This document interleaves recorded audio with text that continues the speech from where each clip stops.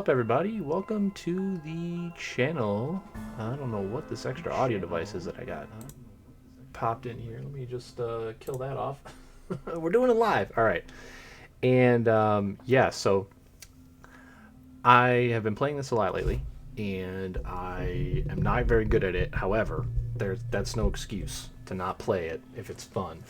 So what I wanted to do is, since the resources around this are a little bit scattered, and forgive me if somebody else hasn't made like an all-encompassing guide or video on how to do this. You know, please let me know because I'm sure they did a better job than I did. However, since I haven't easily found that, I wanted to try to throw it down and then something similar to like what I've done for some other games that have randomizers, right? So the cool thing about Bloodstain is, first of all, if you like Metroidvanias, you'll probably like this game. It was made by Igarashi, who made Symphony of the Night and most of the DS Castlevanias, I believe. So they call them Igavania specifically. And that's not to say there's not a lot of jank that goes on in this game, because there's plenty of that. But if you like those other games, you're probably used to that as well. So, nothing new there.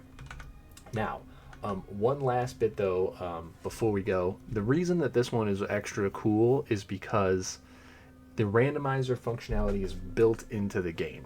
Now, there are fan-made ones that are actually better, but that would require you to play on PC and so on and so forth, right? And be tech savvy or whatever. What's cool about this version is that since it's built in, and you kind of get this easy to use. It doesn't matter what console you play on. Like I can race somebody that's on a PS4 on my PC. I still have some advantages when it comes to that. They're very small. That's getting into the minutia a little bit too much, so we don't need to get into. But it's really cool that the option exists. So what you're going to do is you may want to beat the game first with a regular save file, of course. I don't know if this is locked behind this, because I would always recommend doing that first. But if you do, once you do, it's definitely open. But there's all kinds of this cool stuff like these extra modes, randomizer modes right here. You go ahead and you make a new file. You can see this is the one I was playing last night. And name it whatever you want. Hold on one second. Hilariously, my one of my text aids over here. My controller, for some reason, like advances my screenshot programs, like file one thing. I have no idea why. And it then I can't see what I have over here. So one sec. There we go. Okay. Let's go back to this. Okay, fixed it. All right, so you'll make a new file. You'll proceed with this name. I would strongly suggest playing on normal. Hard is like something you do after you're super good at the game. Then you can use existing if somebody hands you a like set of numbers to play. Say they've already generated what you want to play. You use existing, you enter the number in, and it'll give you the exact same thing that somebody else has already generated, so you can make sure you're playing the same thing. But you could go here to customize. You have a bunch of options. So once you play through the game, you'll understand the difference between defeating Jeeble, which is like a fake ending, and defeating the end game boss. And then defeating all is actually, it says right there down on the bottom, you have to complete the game by doing the story mode, which is like beating Jeeble first and then going to beat the end boss. So most of the community plays with this on. Key items are definitely shuffled.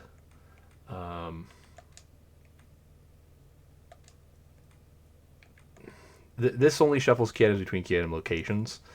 This is pretty much universal as well. Putting them anywhere I think is more fun, but it also leads to seeds that are much like more wildly lengthy and stuff like that. So we'll just leave that on shuffled. And then for items, you have up here, you have retain type, and you have retain method, and then you have total random. So we always go to retain type, because what this means is that weapon chests will stay in weapon chests, accessory checks will stay the same accessory checks. They'll just be shuffled within each other, which again, just makes the seeds like more consistent and like less likely to be super long and terrible. Enemy drops. So this is for shards and items. The community mostly just plays on mixed shards and leaves items dropped as normal, I believe. So what this does is this mixes up all the shards that the enemies can drop, And the one item you need, there's two items you need to beat the game. There's the Zangetsuto sword, which is a key item, so technically, you know, it is going to be in a key item spot. However, there is a backup one included in the game to prevent soft locks. So sometimes you'll find a Zangetsuto sword in a very specific location.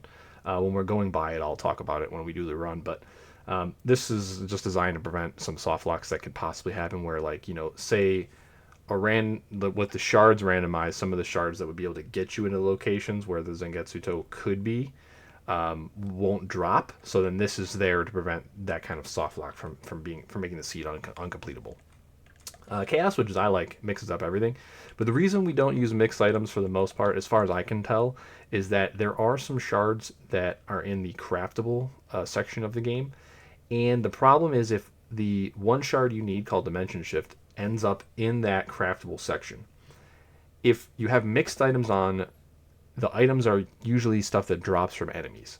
So if you have mixed items on, you could actually find a seed that could take you like 8 hours to complete, where you have to literally go and farm every enemy trying to figure out where the items drop to make the craftable thing that you can. It also takes away the ability to farm like food and stuff like that that are important for surviving the end boss encounter. So I'm pretty sure mixed shards is the way most people play. Again, you know, for the reasons I just said. And then everything else is shuffled around. So these are all random. And then you just hit generate. It gives you a little list here. And then you hit confirm. And that's that. And then from here, you're ready to play. And I just want to make sure all my stuff's in the right location. You notice there's a timer down there for you in the bottom corner, so you don't even have to run a timer. Like secondary application, which is really cool. Again, one of the best parts about this game is that you don't have to be tech savvy. And right before we get started here, I'm going to move my camera to be not so much in the way. Yeah, that's good up there. This is probably going to have to come over here and be a little smaller. Okay, yeah, I'm just moving like my chat around and stuff like that. Okay, and basically, it will not start until you actually make a movement. So you can actually load up and just stand here and it won't start. So before we actually play the game for real, I just want to go through over some of the mechanics of the game. So, you know, you can kind of have these in the back of your mind when you first play through the game normally. But if you played any of these Metroidvanias, you know that movement is a big part of the game. So let's just first talk about your movement options. Now, it's going to be a little difficult to demonstrate when I don't have all the stuff. But we'll cover everything right now so that when you see it in the run, you'll know, okay, yeah, now he'll be able to do this. So the first option you have is just walking forward. Now, as you know, in most Metroidvanias, walking is very, very slow compared to your other options. Now, in this game, you don't have any kind of base ability to do anything except for a backdash. So if you've seen other Castlevanias, you may have seen like Soten. There's a shield dash you can do with your backdash to cancel it. Well, in this game, actually crouching cancels your animation. So you can actually use the backdash button and crouching to get way more speed than walking. And there's a couple different methods. The easiest one is to just press them both at the same exact time. Now, if you one frame press them together or press them on the same frame, you'll get a very, you know, like quick dash. So this is me screwing it up. And then that little burst there, you can kind of like, you might even want to practice this just again to get yourself familiar with this. If you're concerned about speed at first, you know, go right into practicing this kind of stuff. Yeah, like I'm off today. I just can't do it right. There is a way to do it where you are one frame off, one frame on. Like you press the dash at whatever, and then you press down and then press dash again on the next frame possible. And that kind of gets you this like a little bit slower version of it, but it's still faster than walking or sliding. So you can see I'm not doing it very well, but there that little burst there towards the end. But if you don't do it correctly, if you push down too much, you'll see how you get that too many stutters there, and it'll slow down a little bit. So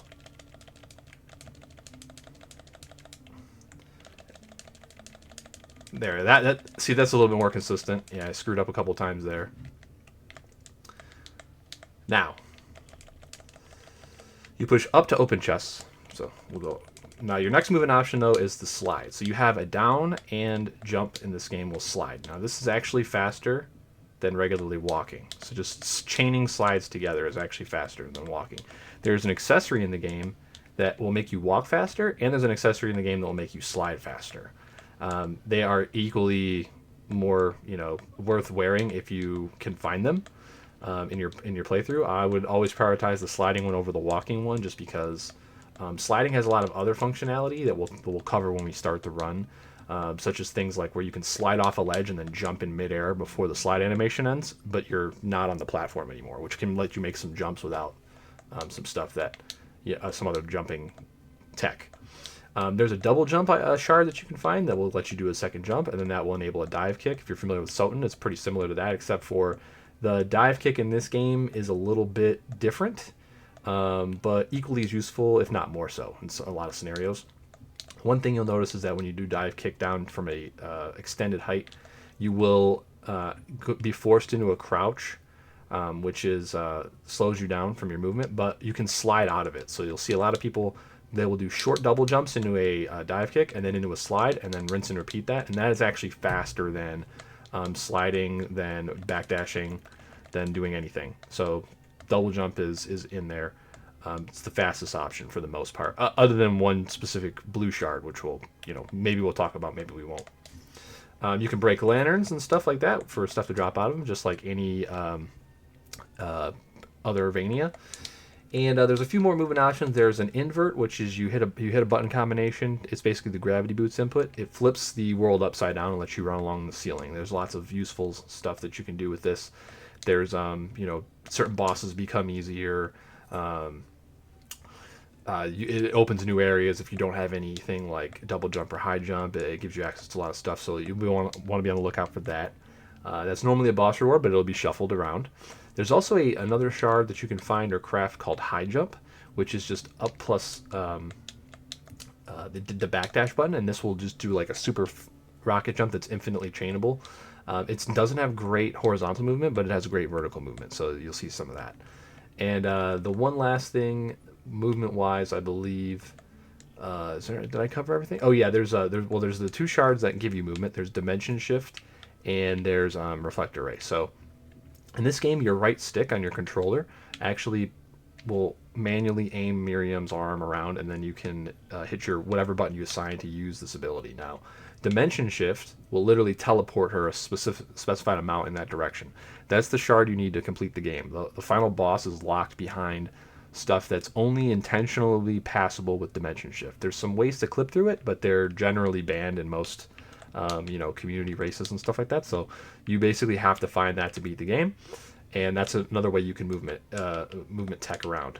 It uses MP, which is that purple bar up top. You have an MP bar just like you do in other games, except you can actually see the number now, and right on screen. I think it's 15 per, but you can't do it directly upwards, but you can do it in any other direction, as long as you don't.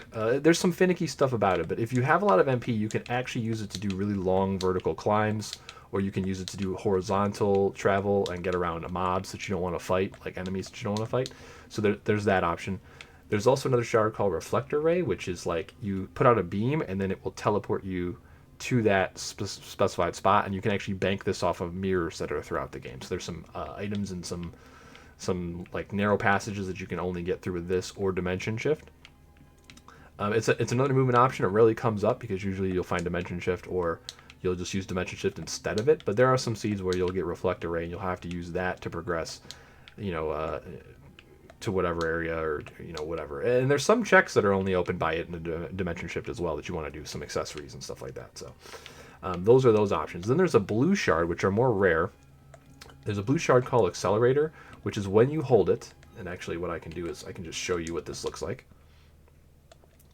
When you hold down the blue shard button, it will just basically make you super fast and running in whatever direction that you run in. So this is what accelerator is. So sometimes you'll see us farm mobs that are they have a different shard, and normally this costs MP, but in this seed I have one of the best items in the game, or the best item in the game equipped, so you don't see my MP ticking down. But This would normally increase your or decrease your MP, and then you get to move this fast, which is insane. Obviously, you can jump higher with this. Like I don't have double. I do have double jump. Do I have high jump in this one? No, I don't. And do I have invert? No, I don't. This was a jet seed. Like I found this. I found dimension shift. I found Giebel's glasses, and I found like a usable and one of the best offense. Probably the best red shard and the best purple shard for offense. So, but yeah, this rarely comes up because it's a 1 in 9 drop. But you might be able to find 2 or 3 spots to farm for blues, depending on what's going on in your run. So if you get lucky and this drops, this just becomes your best movement option, right? So just to show it off there. And then, so just some more general stuff. So if you're not familiar with the shard system, we'll talk about this. They're not in Symphony of the Night, but in a lot of the future games, they're in a lot of those. So souls are like these things. I think they're called in Castlevanias. They drop randomly from enemies. There's like a certain percentage or whatever, modified by your luck and some other factors. So you can see they have these names. They have Conjure, Manipulative, Directional, Passive, and Familiar. Familiar is exactly what it sounds like. You get like a little pet guy that follows you around. There's several of these. Passive, just a passive bonus whenever you equip it. There's things like increased sword damage, increased kicking damage from like, the boot weapon. There's one is like Wisdom, like you use less MP when you cast a spell. And so on and so forth. Directional are the ones we talked about where you can aim Miriam's arm around. So that's where Dimension Shift comes in. There's even, here's Reflect Array. I can show you Reflect Array as well. See that kind of, and then it teleports you to that location. I can show you Dimension Shift. Before we get started, you can kind of see like you can teleport around like this. But you can see if you're perfectly vertical after you already use it, it's very hard to get it to work.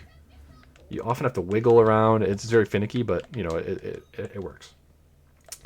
And you have some different things like you can summon a dragon's head and shoot fire. You can, there's like a saw blade you can throw out. There's all sorts of different shards here. And then there's like Void Ray, which is one of the best ones. And there's secret tech with these too, where you can only tap them for a frame and they use less MP. There's all sorts of cool stuff like that. They'd have like a per second cost. So like if you just tap this and get like a frame of it doing damage, you spend less MP than holding it down. But if you have infinite MP, you can do a lot more with it. Stuff like that. Manipulative, it's kind of hard to describe these. There's the accelerator. There's this craftwork one where it lets you grab and move barriers out of the way. And there's one that like makes a shadow clone of you. There's one that heals you. Stuff like that. And then there's Conjuring, which is just like basically regular magic spells. So you just hit the button and it casts a magic spell for MP, and then it casts it. These are probably the least used, just because the directionals are almost always better options for damage if you can find a good one. But when you have a C where you find the infinite MP or reduced MP accessories, you can sometimes make them work really well. It all depends on like what you find. There's not that as many good ones as there are directionals. And then there's also like a favorite system. You can hit like the favorite button. So for me it's X. And what it'll do is it'll favorite these shards, and then when you come back in, it'll automatically put them at the top, and it has them highlighted a different color, which is pretty nice. There's the shortcut system. If you find the shortcut shard, I'm not really going to go into that, but you'll mess with this a lot if you play the base game. This is where you can pre-set up like a set of gear and shards, and then you can switch in between them on the fly without having to go into the menu. So like if you find shortcut in Randomizer, you can actually use this to do some decent tech, but often you're just going to be running around with your best stuff on, and popping in and switching a shard real quick is not that slow. So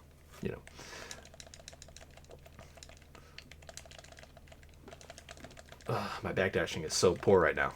It's going to be a fun seed today, folks. My backdashing is really bad.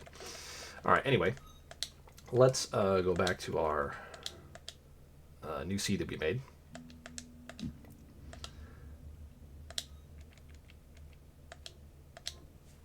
Is it going to start the timer on me? No. Perfect. All right, so the last thing we want to talk about before we get started are just more general things about the game, right?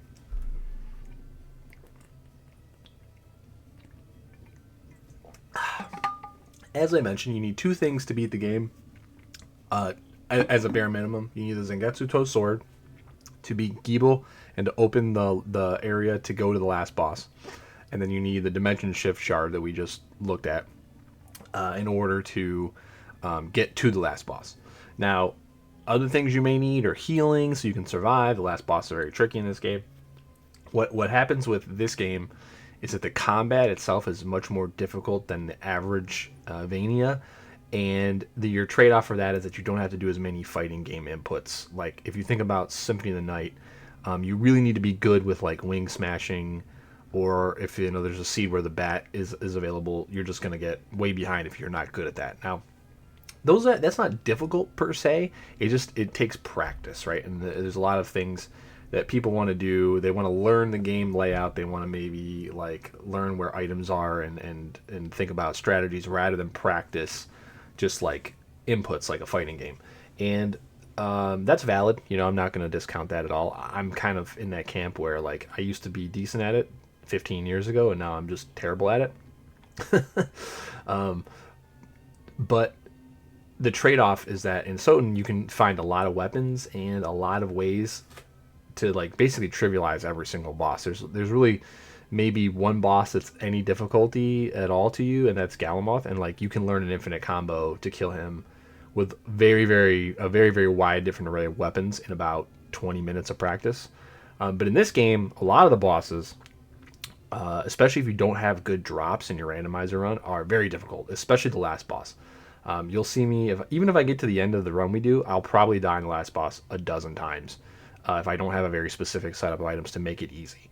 And the items that make it easy are very much more rare and harder to come by in your average run in this game, because you end up not even exploring like half of the castle. You know, if you know you get fortunate drops and everything. But let's just talk about those two things, because you need a specific weapon / key item and you need a specific shard. So with the settings that we set up here, the weapon could theoretically be in any weapon chest because there is a backup weapon. So there's 2 Zangetsu Toes technically if you use the settings we used. And there's a backup location specifically for soft locks, and then it could also be in any weapon chest. However, it could also be in any key item chest. So this very first chest right here normally would have the knife and the kung fu boots in it. That's technically a key item. So when we open this first chest here, it could very well be a Zangetsu Toe. It could also be all the way to its vanilla location, which is behind a bunch of stuff to get into the OSL, and then like Zangetsu Toe 2 is not an easy boss to kill, right? So there you go. The purple Dimension Shift Shard could be on any location or any enemy that drops a purple shard. So those purple shard drops are all shuffled. So what you really want to do is have a list of all of them, you know, when you first start, so that you know what enemies to farm and what ones to not. Now, if you go ahead and go into your menu here, and you go into Archives and Demons, as you encounter enemies, you will see their name pop up. And if they drop the shard will be placed next to the number, and it will have its color, and it'll tell you what shard it was. You can see that right there on the right side there, it says shard. Now, when you play through the base game, you know, normal at first, and you literally farm every single shard out, that's actually how you get Giebel's glasses, I believe. You will be able to, you know, go ahead and see where every purple is without having to look up your own list. I would probably just not do that, because there are 2 optional bosses, or is it 3? 3 optional 2. Carpenter has one, and right, Carpenter. Yeah, Master Carpenter has Chisel Barrage, and is that the only optional boss?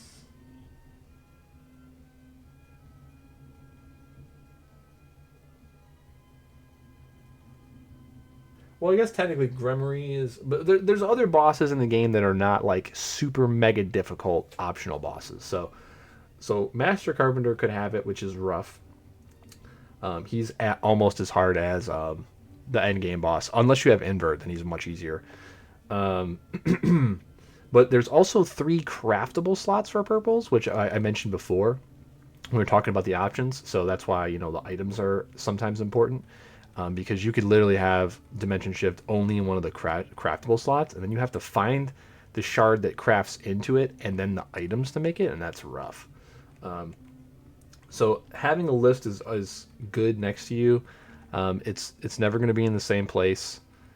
It could be literally in the first purple you find that's a guaranteed drop, or it could be an Abyssal Guardian, which is hell to farm, or it could be craftable. It's kind of rough. Now it can actually show up in two spots with the way that the crafting randoms work. I don't know exactly why this happens, but it does happen.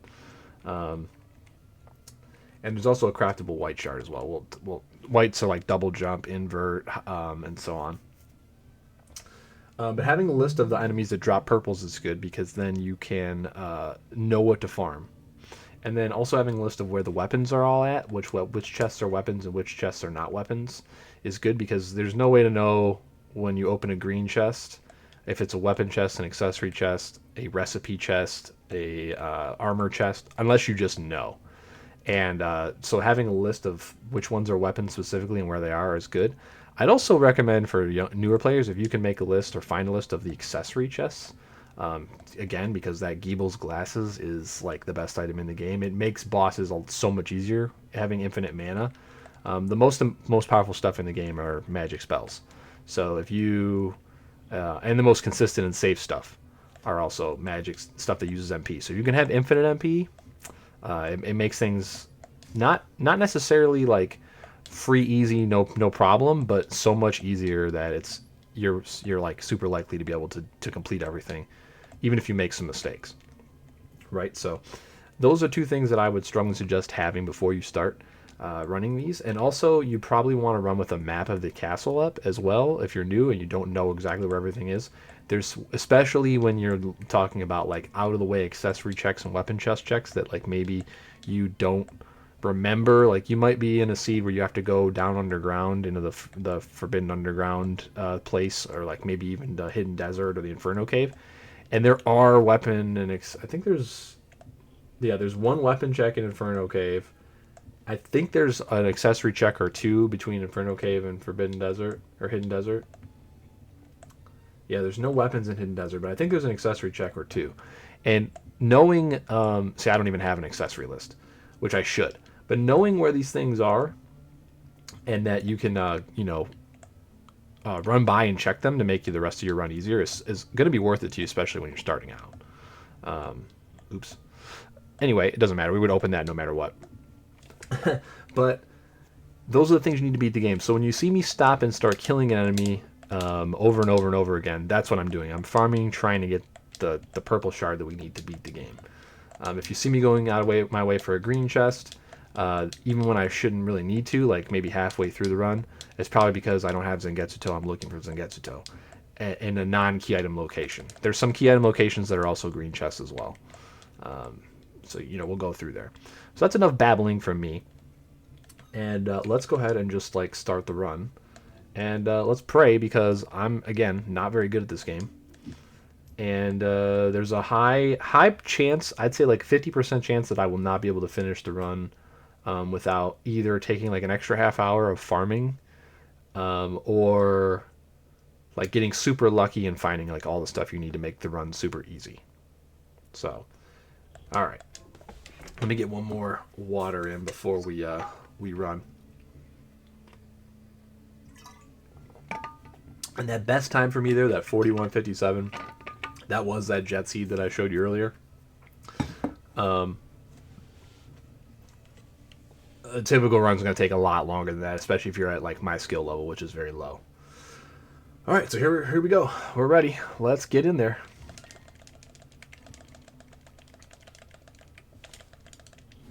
You can also press start to skip. Oh my god, my movement. My movement, no. Pressure's on, my movement's terrible.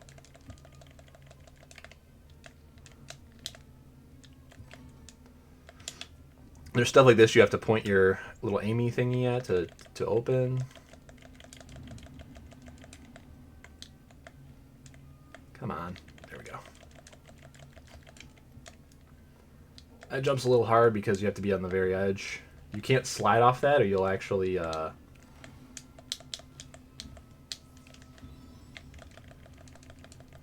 you'll actually drop down through it, because you can drop down through platforms by hitting the slide function.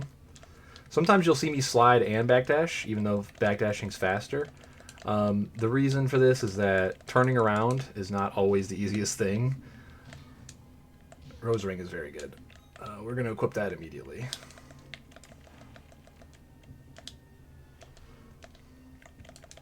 This is an optional check here to the side. This could be like a waystone or like a high elixir, so like I usually check it. But and we're never gonna come back here. Like we'd have to be super desperate for Zenketsu. I think there's like one weapon chest here that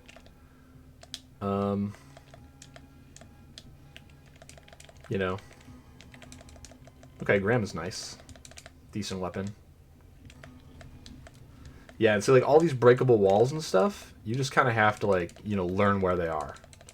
Some of them have item checks in them. Some of them have HP or MP or capacity up checks in them. Yeah, there are guns in this game. Capacity is your ammo slot, basically. So now that was a decent set of dashing. I got a decent set of dashing in there. This purple drop's guaranteed. Normally it's like a fire thing and you light that cannon on fire and it blows a hole in this wall. This is like the tutorial section of the game. It teaches you stuff. You know, like that's why I had that little area you had to slide under so that it could teach you how to slide. Sliding will break walls, which is nice. Sometimes that can be faster than your weapon swing, depending on what weapon you have equipped. So you'll see me sometimes slide into a wall to break it instead of, you know, and like I said, if it's a very short distance where turning around and backdashing would be great, but it's questionable. You'll see me not even bother, and I'll just slide because my backdashing is not good enough and consistent enough. See, like even there, I tried to jump out of my backdash and I accidentally slid instead.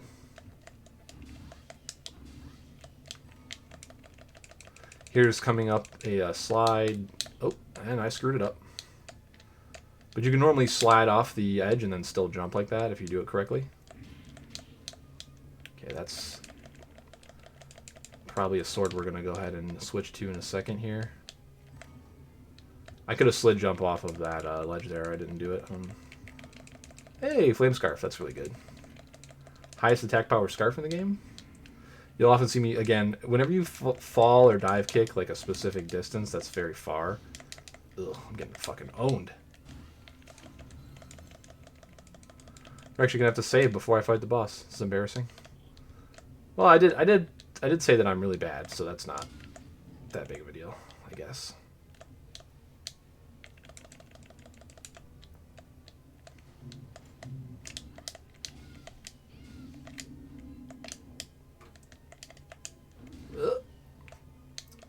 Okay, that's a red we don't really care about. Oh, double rose ring. Interesting. Weird that,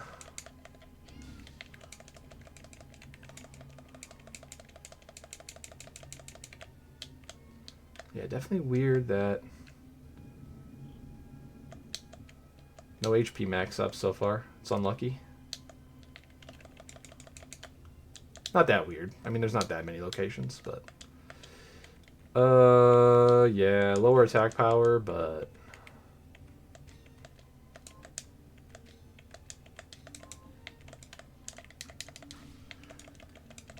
you're probably wondering, like, why equip a lower power sword? Well, the thing, I'm going to be very safe with this kill here. The swing speed is a part of it, right? So when you saw me using that Graham sword there, there's a big wind-up because it's a great sword. So it's much slower to swing. And you can't, like, jump cancel it as easy, even though I'm terrible at trying to do that. I always get hit by that.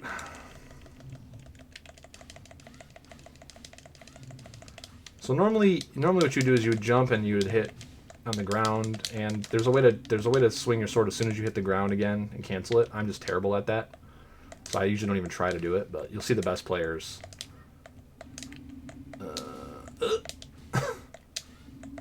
They'll be able to double hit stuff if it's at ground level.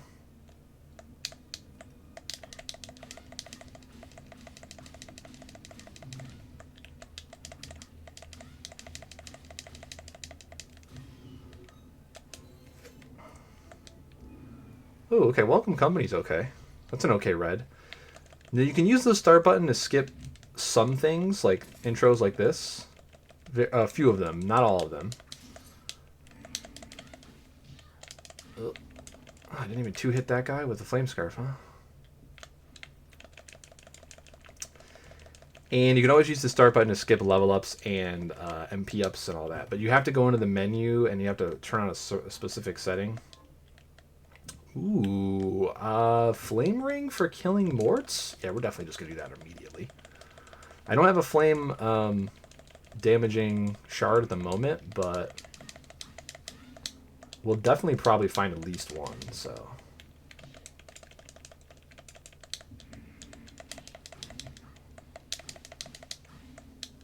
I'm also killing that bone mort up in the top because he drops a purple. Doing this first quest also opens up the next set of quests. Sometimes there can be good stuff in there. And opening it up early is kind of good if you find anything else good in the quest, because you'll encounter a lot of those enemies that are killable from the quests naturally as you go through the castle. So talk to her, get our flame ring. What else we got? Cake, we'll take it. This is okay. I mean, we'll just pick them all up because you can multi-select them, but... Okay, he gives us a key item here. Kung Fu shoes. Alright, I didn't think I could Oh, we got some interesting weapons available already.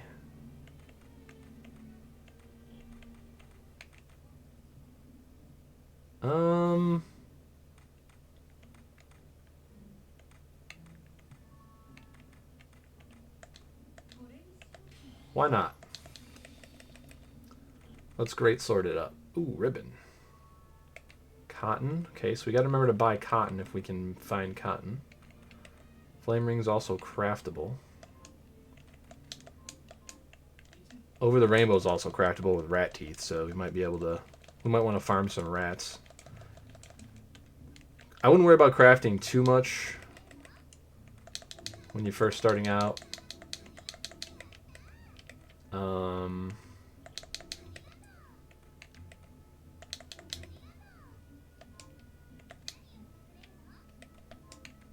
Oh yeah, tentacles technically. Okay, we can't buy any of that.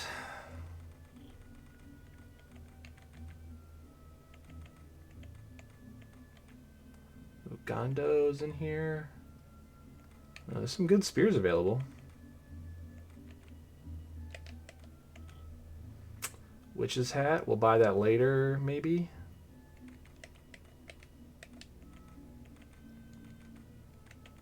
I'm gonna buy a ring because you can often craft a ton of good shit with that.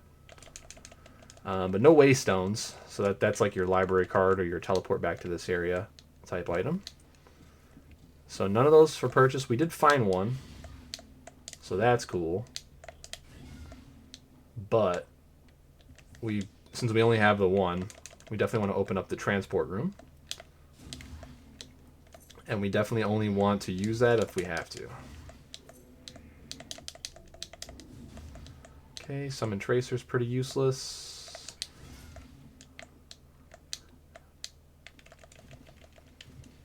Stand here while the roof crumbles. Open that. Oh, and there goes my dashing. I have good days of backdashing, and I have bad days of backdashing. Today's a bad day.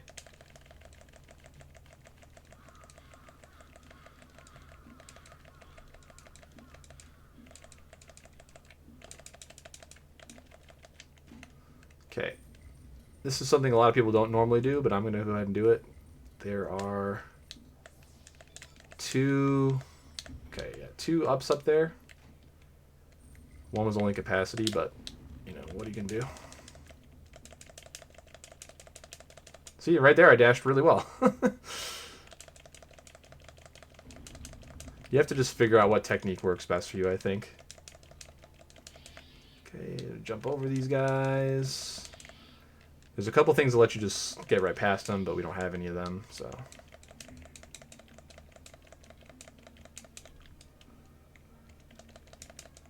This guy is normally a quest kill mob. Yep, so we'll go ahead and kill him. Still need this guy's purple. This could be food. Nope. Poison cure, actually, don't underestimate it. It can be super useful. You get poisoned and you don't have a lot of health. Ooh, hey, there's spike breastplate for you. That's good enough to where we're going to equip it right now. It's higher defense, and we can sort of like sometimes slide right through the bats, depending on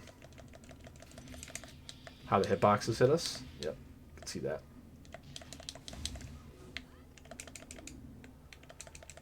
That's another thing with backdashing. Sometimes your technique's not perfect. You accidentally turn around, you know, there's all sorts of stuff that can go wrong with it. Still need this Joker's purple. He just doesn't want to drop it for us. There's a little slide jump off a ledge. Oh, wow. First. Okay. Useless to us, but. Bone toss is no bueno. Again. See, there you go. I backdashed the wrong way. Now the spike breastplate will break every torch we go by, too, which is cool. And we have double rose ring on, so when we do actually get some magic that's worth using, we'll be able to spam it a little bit more than we normally would, just because we have all the we'll have all these extra mana roses dropping out of torches and stuff. Okay, a bunch of purples we can find here in the garden. You can see that level up animation is super slow, but if you remember to push Starto, oops, I was hoping to fall all the way down. Oh wow, first try toad too. That's awesome. Okay, food, we like food. I was just coming over here to grab the extra plume parma, the little floaty balloony guy, since we already got the Blood Knights shard as well. Can't go to the right there. You need craft work, or you need inverts, or high jump, or dimension shift, or some form of movement to get you across in lieu of the that little hand thing I showed you guys at the beginning. Craft work, the little thing that grabs. There's like a little barrier that you have to grab and move out of the way for the horsemen to take you across. Decent dashing. They're not perfect. Yeah, we don't. Capacity is we usually skip just because guns are generally not good. Although, if you can find the right ammo... Oh, God, I'm getting wrecked over here. If you can find the right ammo, diamond bullets specifically, guns are insane. You can just never find them. That's the problem.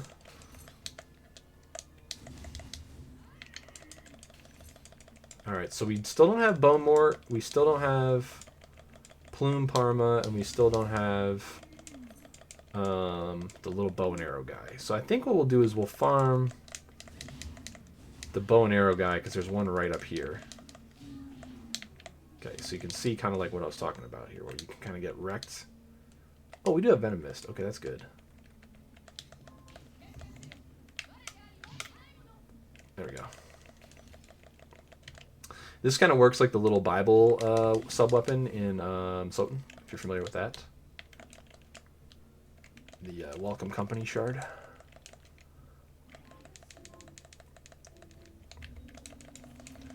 Okay, Venom Mist is great because it poisons, and poisons is super good against bosses in this game.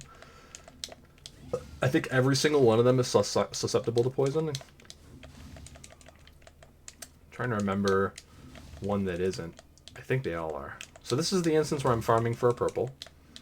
This is a really good spot for it because you can respawn the guy immediately through the little door here. There's another spot where I would farm Plume Parmas later, where I can do this exact same thing with the Plume Parma. But the reason I'm doing this is because even though I've got a good weapon and I've got Venom Mist, which is a great shard, I don't have like an actual damaging shard yet. And since I'm going to want to farm this guy at some point, I may as well just do it now. Right before a boss room especially. You know, if I get a couple extra level ups or whatever, or I find a good, even if I don't find Dimension Shift here, but if I find a good offensive shard that's even better than Venom Mist, what I'll do is I'll poison the boss with like one little tick of Venom Mist and then switch to the other switch to the other shard. I don't know if this guy drops items that are useful. I should probably actually pick them up if I see him drop an item. See, and I'm sliding to come into the room just because turning around, if you don't do it flawlessly and backdash. Cool. Okay, Petra Ray. No bueno. But hey, it was worth a shot. Okay, so Zangetsu. What's up, Zangetsu? You're the man. Unfortunately, we got the fight right now. You can see with great swords, you can actually hit. Even with great sword, even with regular swords, to some degree, there's a small bit of the hitbox behind you, which is really cool. Okay, he doesn't drop anything, but you have to beat him to go through here.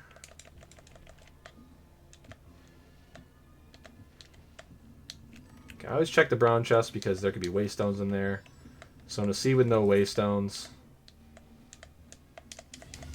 you know, you definitely want to check. And you could get lucky too. There could be like an elixir, like a big mana restore in there, or a big potion that's like 5,000. That you definitely want to pick up for free if you can. I don't think you can make. Yeah, you can't make that jump without. Ugh. Can't make that jump without something.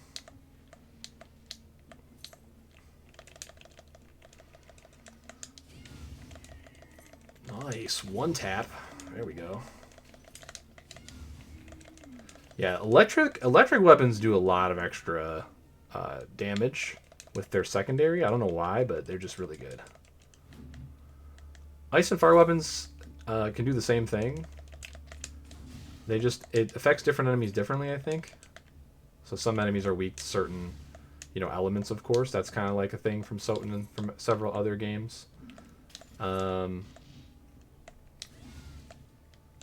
Oh yeah.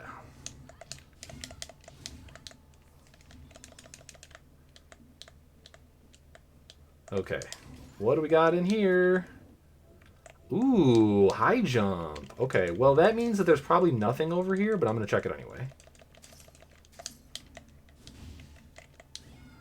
Just because this gives us 2 chances to kill this Ordog enemy, which is drops of purple. And his farm's a little bit later into the seed. Okay, there is a second shard over here. So there's like, yeah, so there's always a good chance. I like it. It's a good chance if you find high jump there, and there's a second shard in that room. Oops. Or if you find like shortcut there, I almost always go over here and check the second room there, because there's a very high probability that if you don't find a movement ability, that there's a second shard in there and there's a movement ability in that room, like invert or double jump. Oh my god, go away, please, you dumb scissor hands guy.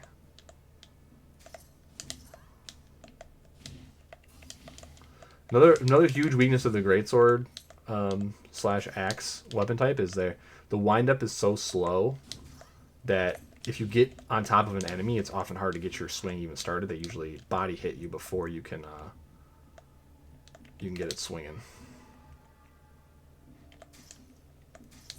And here's invert in action.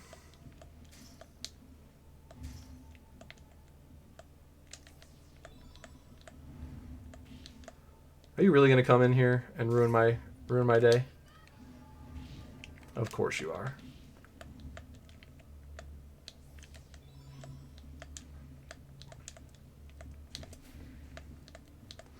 Okay, so I'm going to do a little bit different of a route here. Normally you would just go and fight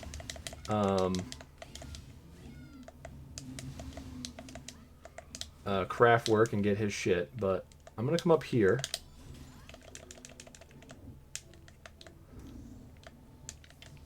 Okay, there's our familiar. The book's actually good. The book buffs you. Most of the familiars are actually good. Only like the boor is garbage. And he's not even garbage for, like any other reason than he blocks a lot of your movement. Here's high jump in action. As you can see, it's pretty broken. It's a lot like gravity jump from Soten, where you can chain it infinitely if you know what you're doing. But in this game, you don't have to know what you're doing at all. You can just infinitely chain it for free, which is pretty cool. Okay, I need to break this spell.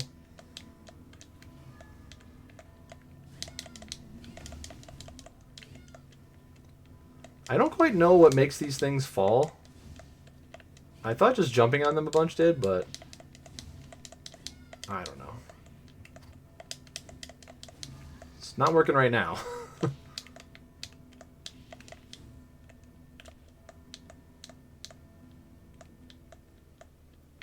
Whatever.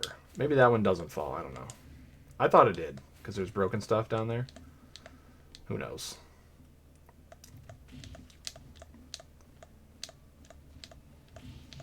Thanks, Horsey. You're the best. Love you. Oh, this familiar... This light familiar thing is the worst. It's almost more annoying than the Petra heads that are flying around here. So this guy drops purples. I'm just going to invert, make this easy.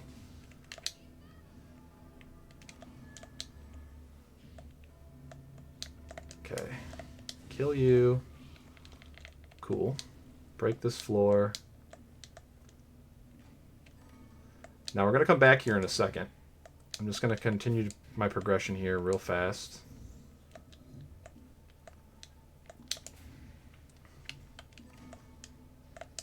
Oops.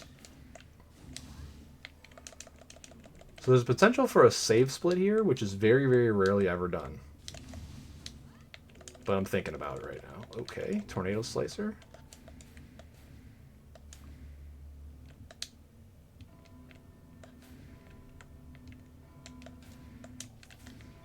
Just looking for an HP up there so I don't have to really risk this check.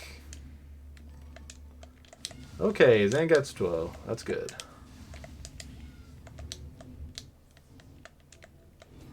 Ooh, Mind Up is really... oh no, sorry. We need Int Up. Mind Up is pretty useless.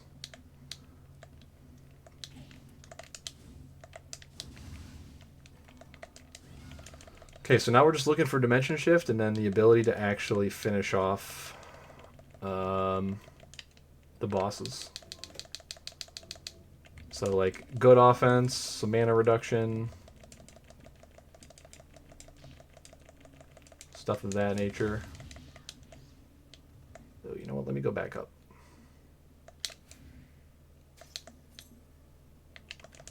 Because this guy has a purple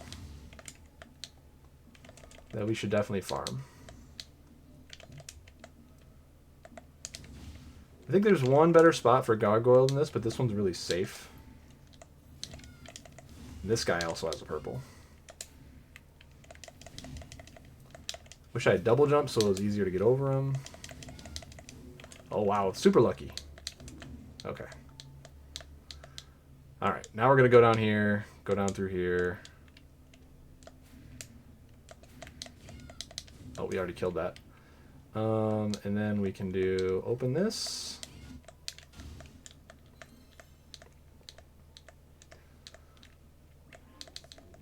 Okay. Well, no matter what this is on Craftwork, we can still progress into the next major area because we have Invert and High Jump. Either one of those is good enough to just completely bypass that area in Garden of Silence where we were kind of locked out from going forward.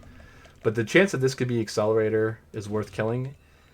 Craftwork is usable in a different area in order to get through to like Oriental Sorcery Lab later. Yeah, so like this guy is strong against electricity because I'm doing no damage to him whatsoever. Right, see now that hits for 40.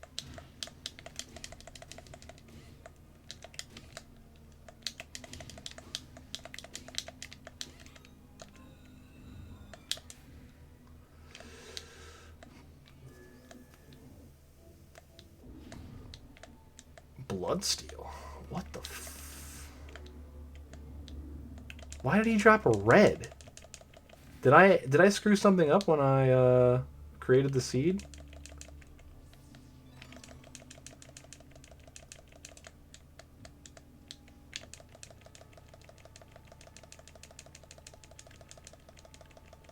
All the purple enemies have dropped a purple so far, so I'm just going to keep playing, but you can see what is possible if you screw something up. He's supposed to drop a blue. not a red. So that's weird. Unless that's a new soft lock, maybe prevention. Maybe we have to go down underground. But like invert and high jump are available, so I don't even know why that would even be a thing.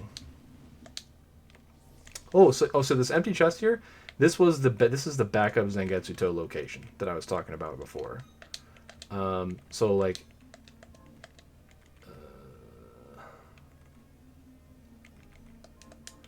if you say maybe the Zangetsuto was in a weapon chest that was locked behind Reflector Ray and Dimension Shift, or Deep Sinker or Aqua Stream or something, and none of those were available early enough for you to be able to get to that spot, you can come down here, open this up. Zangetsuto would be in here, you know, because maybe one of the key item spots, like say it was in vanilla location, you couldn't get to vanilla location without this other stuff, but this other stuff was also in that location.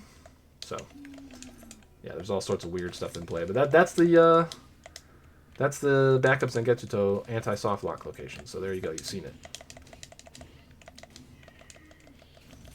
Alright, I'm super confused about Kraftwerk dropping a red. I wonder if that means Bloodless has a blue then, because she normally would drop Bloodsteel, which is a red. I am very confused. Alright, well.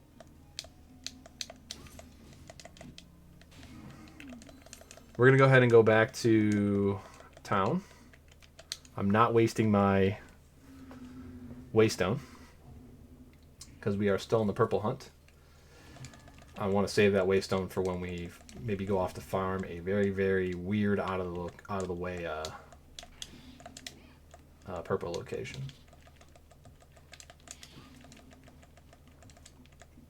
May as well farm Bone Mort here too, because right, like we haven't. Yeah, he hasn't dropped his purple yet, so there it is. Okay, not what we need.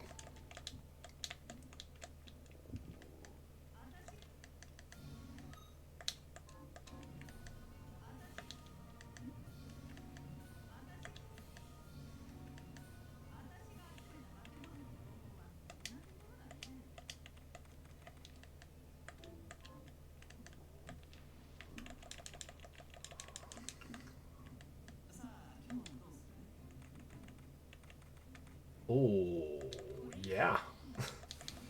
Sure.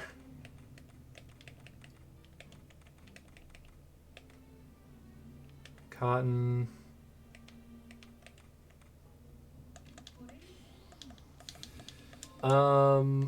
Let me check the shop again. I didn't really look for cotton last time. Let me look in here. No, we have wool, but no cotton. Okay.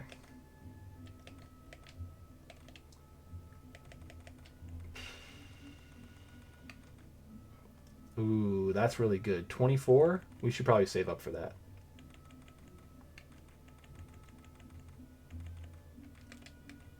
I definitely don't want to be fighting...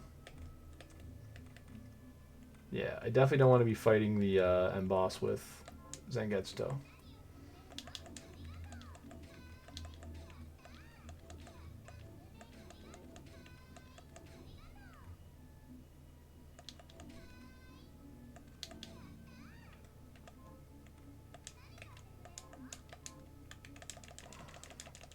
Oh, shoot, did I,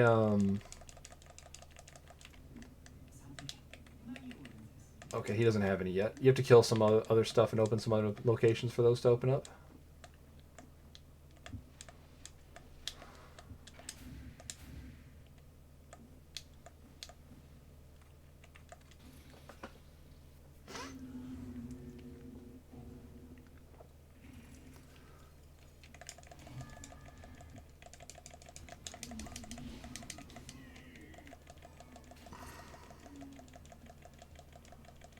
Don't think we need to switch to the axe just yet.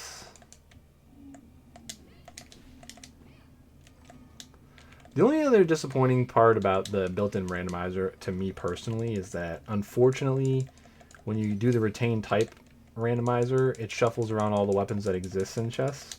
So like all these cool weapons that you normally would craft, like they can't appear in chests. I don't even know if in Chaos they can. to be honest. Okay, Augment Con is actually better than mine for us. So we're going to switch.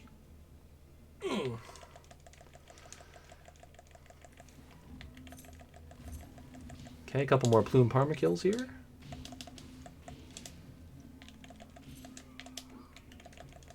Did we just kill him with the freaking spike breastplate? That's hilarious. Oops, I did not mean to do that. Check this here, because that's usually an item. Yep, food, that's cool. And this is health, we'll grab it. Cool, free heal.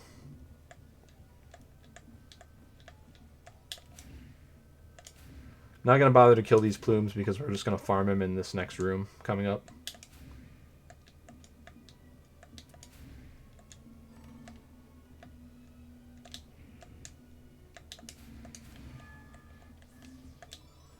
Okay, grab the teleporter.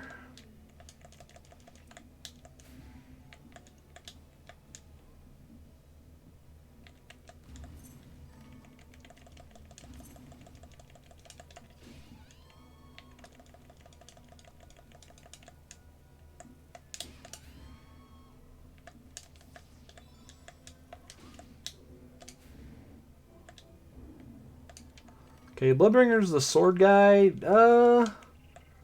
It's debatable. Debatable which one. He does a lot of damage, which is interesting. Normally, pets do not do a whole lot of damage in these types of games, but... So you can see how much faster it is to kill this guy. He's like right here at the door, you know. So you'll, like, as you play, you'll eventually learn, like, oh, what's the best spot with this particular enemy to farm him out? You know, you'll kind of like learn, and you'll route that in, you know, just naturally. Pick up the pork because I might be able to buy an ingredient that I can use to make food with it. I don't remember what I had available. But we're definitely going to be going back to town at least one more time, so directed shield. Directed shield's not bad. Not amazing. It's good if you have nothing else, you know. If you need like a way to absorb damage.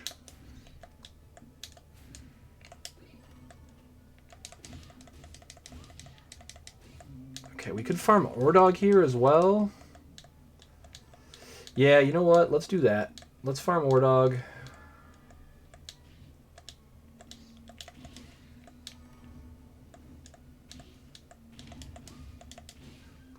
Okay.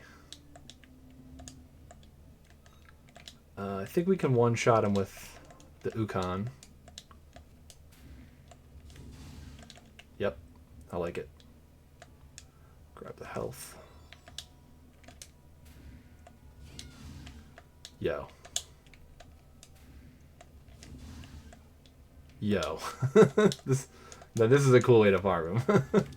I'd rather have double jump, but high jump is high jump's pretty good. Well, I mean, why not both? We could also do a mega gamble here. We could go down and farm a purple drop at the bottom of this little vertical section here, and we can get an accessory check-in.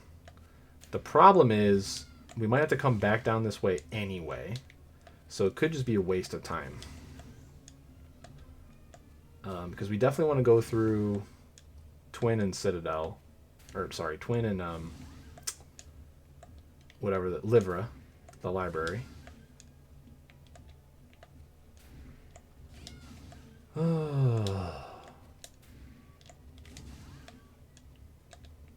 And sometimes this is the reality of this randomizer. Sometimes you just... And it's weird. It's tough to decide what's the better play. Because sometimes farming this stuff... Oh my... You farm an enemy early, you get Dimension Shift, and you're just like, oh, I'm out of here. I just rush through everything, I grab what I need to beat the game, and then I'm gone. And then sometimes... You know, it's on a boss way later in the game, and all this farming is useless. But the one time you decide to not farm, that's when it'll be on one of these random enemies, and then you'll end up having to come back and farm anyway. So, no, if you're looking at it from a racing perspective, it's pretty risky to skip a lot of these farms. Because also, other people might have gotten them just randomly killing the stuff as they were moving through the area. And that's another thing you got to keep in mind with farming the souls, or shards, I should say. Is that somebody might have just got those random drops. Like, I got the Gargoyle, the Blood Grinder Knight, the Shield Guy. Like, I got those drops really quick. Somebody else playing this exact same seed, since it's a random drop chance, might not have. They might still be up there farming those, you know? But if one of those had Dimension Shift, and, like, I got it, and then you just ignored that and came back later once you already had all your other stuff that you needed to beat the game, I mean, I would just beat you, you know, for free, right? So it's a tough call to make. There's no right or wrong decision. I think we're going to do a little gamble here. This is a bad... I think this is generally a bad play. It's not as bad with high jump or invert, but it's not... I don't think it's good. Because this climb isn't exactly fast.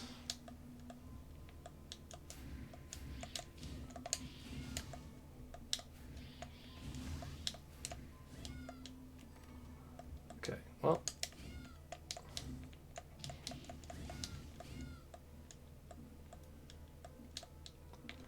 Is that...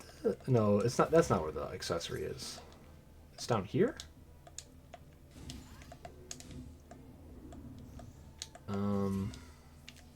Where's the accessory check at?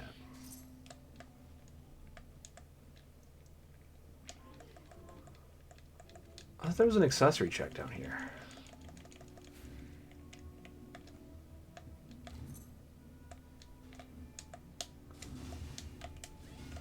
Whatever.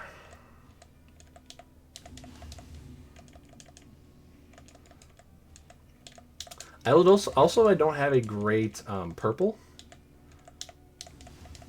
Like, Venom is good for the initial poisoning, but then I don't have like a really good damaging purple shard after that, so I think this makes slightly more sense just because I'm looking for like a Chisel Barrage, Void Ray, Tease, Aqua Stream, Infernal Breath, I don't know, like anything good. Reflector Ray or Dimension Shift obviously would be good. And also I have a 2-tap weapon, so that's makes the farming a little bit faster.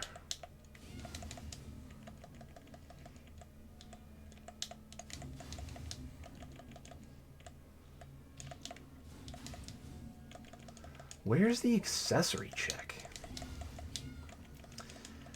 This is another thing. I need to really make a list of accessories, where they all are.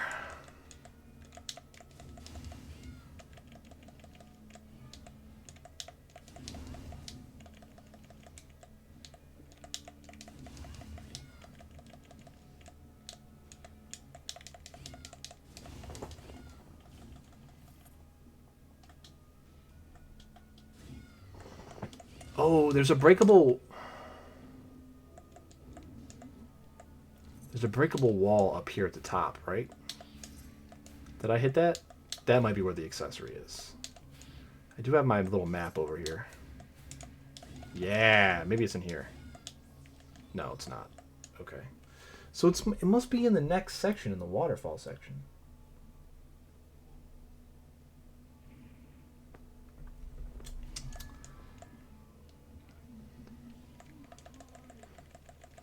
My curiosity got the best of me. Alright, so we probably wasted about 10 minutes. No, it wasn't that bad, but it was bad. It was bad. It wasn't good. Of course, it still fucking hit me. Could you go away, please? I don't want to play with you anymore.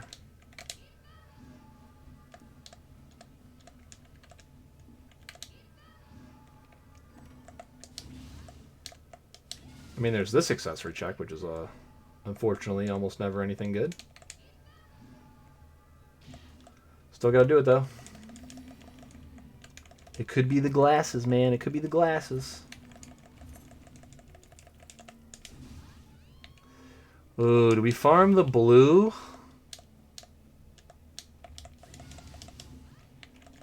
Okay, this is another horrible, horrible decision.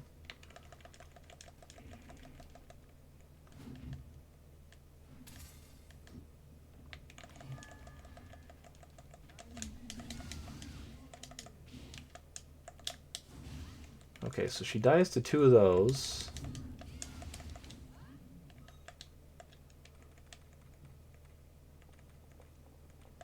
Yeah, Zangetsuto's my next best damaging.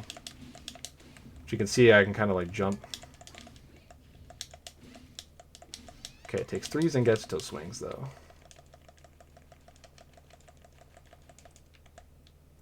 I think the Zangetsuto swings are still probably safer.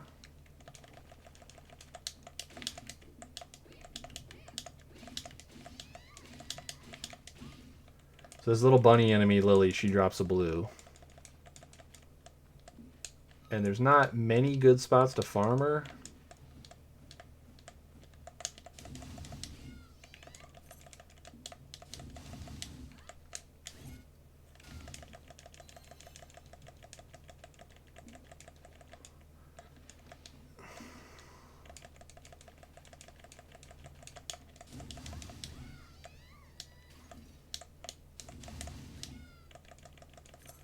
I wonder if Bloodsteel is mixed into the blue pool just for safety and anti-softlock purposes. But you can go underground without. Oh, I guess you can't go underground without invert, high jump, or craft work. Maybe Bloodsteel is on craft work if craft work is underground.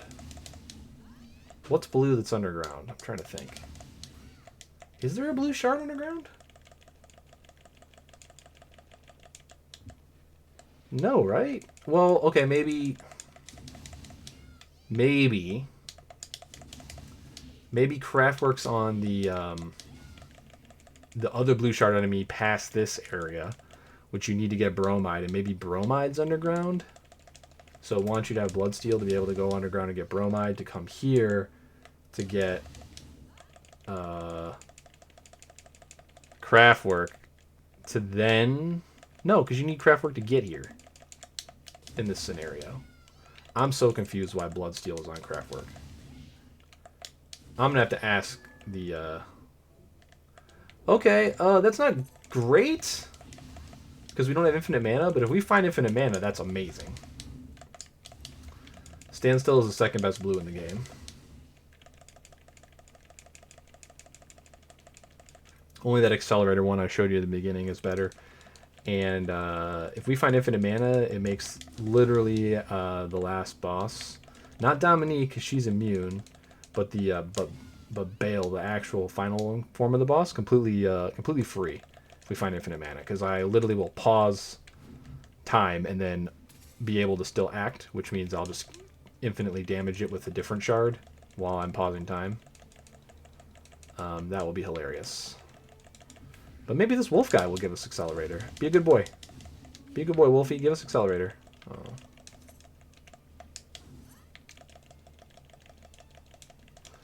Alright, we'll farm him later.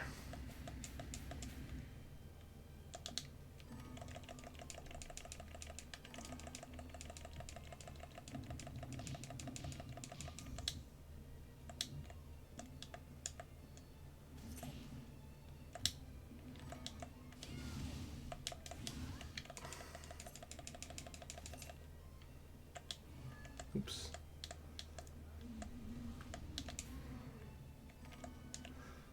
Alright.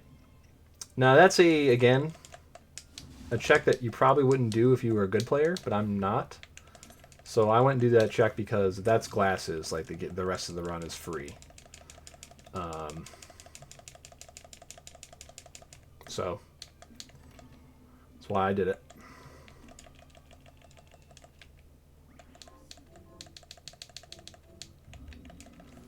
Okay, I think that farming a faster blue than Wolfman is better. And there's a chance we get double jump off of this boss here, which I think isn't useless.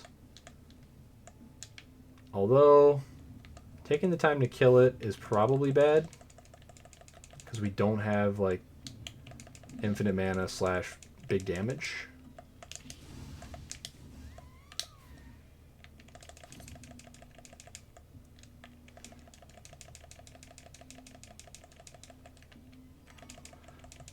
Yep. I mean, I can pretty much skip weapon checks now too because like we have Zinget's Toe. I have a good weapon, although it's a great sword, which I don't love. But there's a Valkyrie sword out there somewhere, which is tempting.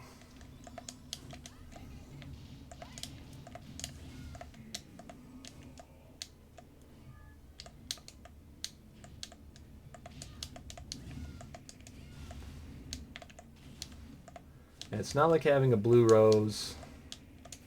This weapon's good, but it's not like having a blue rose or anything, which is, you know, what we would love to have.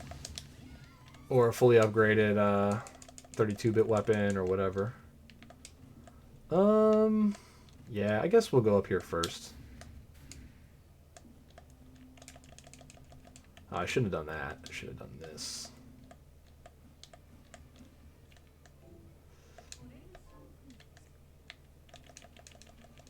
Okay. So he lets you check out a stat book. And each time you take 2 teleporters after talking to him and then come back, he lets you check out one more book up to a maximum of 3. You can actually check out all the books, but that's something you should only do in your normal playthrough, which is after you complete a certain percentage of the map.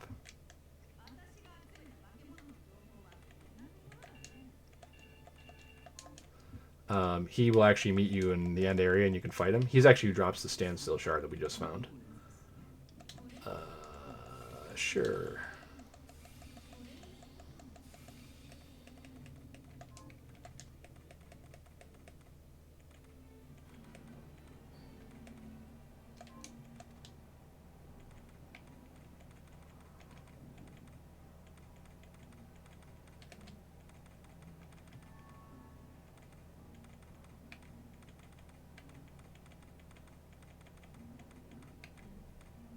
Okay, so eggs will let me make pork cutlets. Or halites.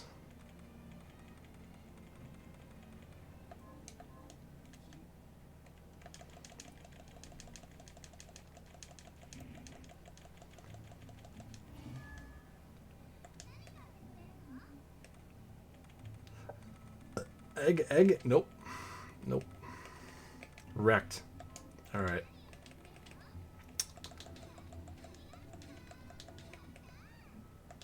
It's just worse. Hold that for the int, maybe.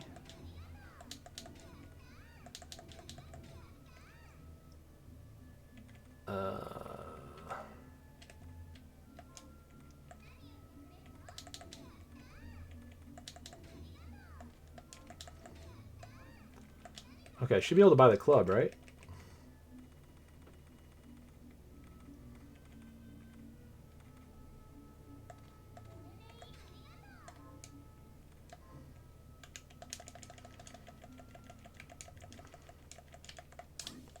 Almost as good as a sword.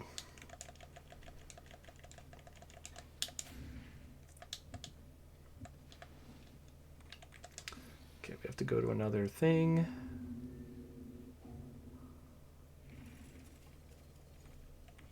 And then back here, and then we can check out a second book. And normally I would take int and directional shard power, but since we don't have a good directional right now, I'm taking the strength and attack speed. Honestly, I was going to take that because of the axe.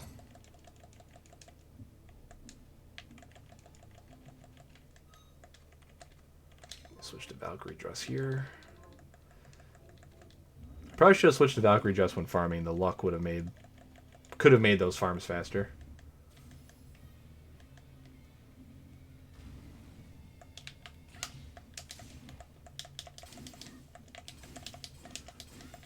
I think it's actually weak to thunder. Let me see here. This is good damage though.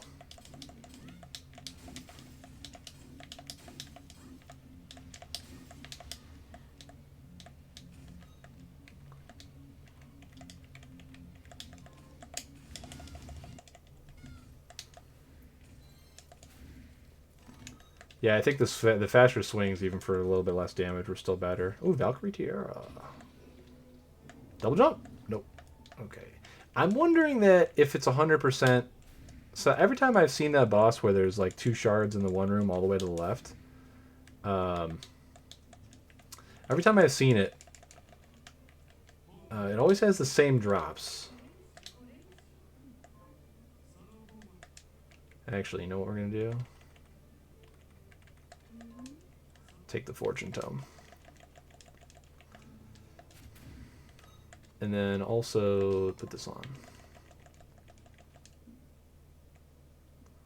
Oh, no, you know what? We got to leave. Blue Shard Farm?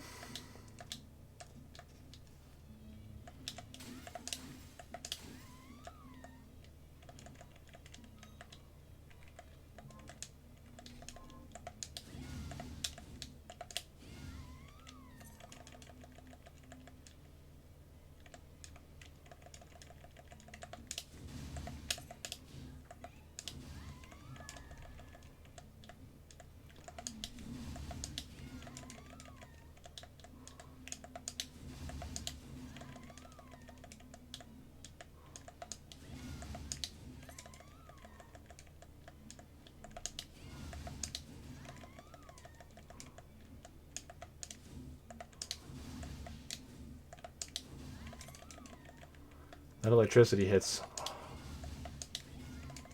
hard.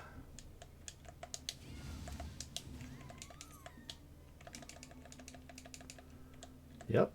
I mean, if we find like Inferno Breath, we'll be in business because we got double Flame Ring.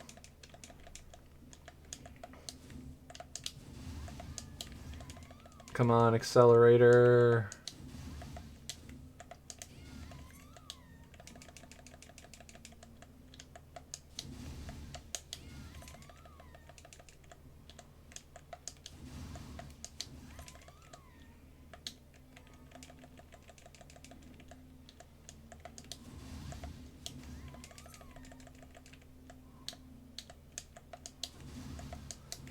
Oh, we're in for a long one, folks. And there's totally a possibility that this isn't completable. There still is a very small percentage chance of soft locking.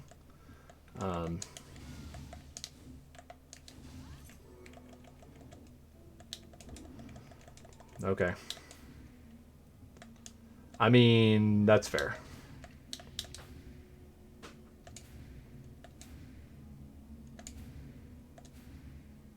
But yeah, I've almost always seen the prize for that boss ends up being the same as the other, is whatever the double shard is, which I'm wondering if that's like 100%. Oh no. Well, that's okay. We can just teleport back, I guess.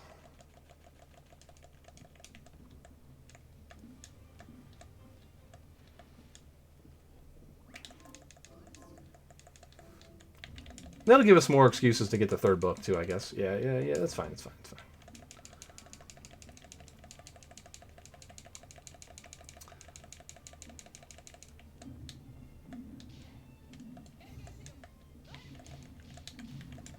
Use this a little bit more now that I don't have the spiked on.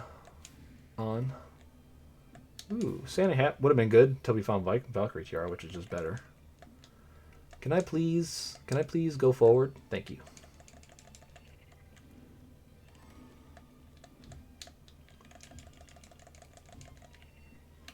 Sometimes you just hit the wrong direction.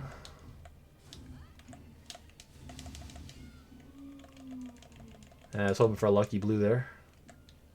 These are recipes, I think, always. Yeah, so I don't even know if they're worth picking up. Potent ammo could be good if it's diamond.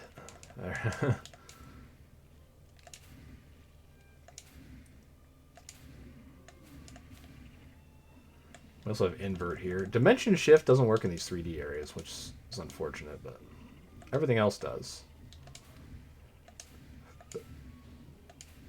Don't think I care about that blue chest. Crafting materials or whatever at this point. We pretty much got what we need. I mean, other than Jeebel's glasses, I don't think there's anything else. I mean, I'd love to have the glasses. Or even, like... Even one of the shards that does MP reduction or whatever. That would be useful. But yeah, nothing I think that's worth going out of the way for.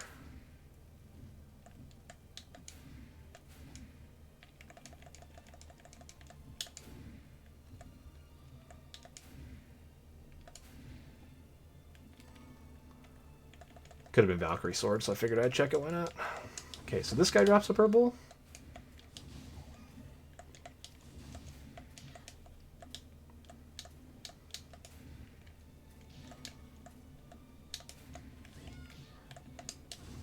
This is where having the great sword weapon kind of isn't as good. Yeah, so like when there's like 4 dudes flying at you like that, you'd really rather have a regular swing speed. Okay, we already killed this guy for his purple.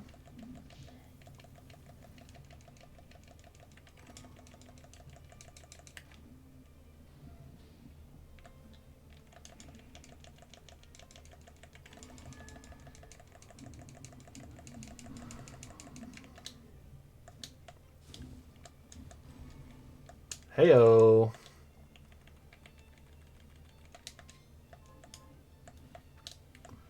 Valkyrie Sword. Probably the best thing that can drop out of a chest, I think. Yeah. Doesn't have any like elements on it, but it's a sword. It does damage. It slaps. Alright. I'm trying not to take damage from these spikes down here. There we go. Even though there's like a save room right here, it's just, you know. Alright. Farm these guys. This boss drops a purple. There's a...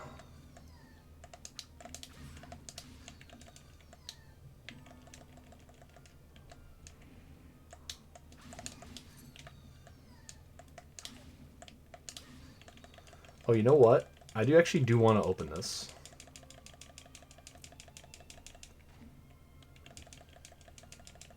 Oh, wait, no, I don't. It doesn't matter, because I can just... Yeah, I can just teleport the whole... Or high jump the whole way back up the... Oh, God. I think I'll just kill this guy, because he's, like, at ground level. It's probably faster. Oh. As I say that. Okay, Rude's not bad. Rude is something we can switch to do some massive damage. It's not the best, but it's good enough.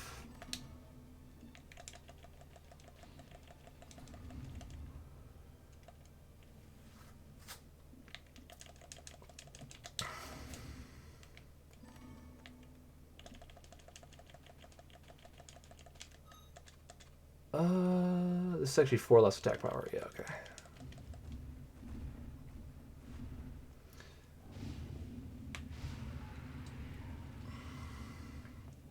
So these guys normally are who drops Inferno Breath.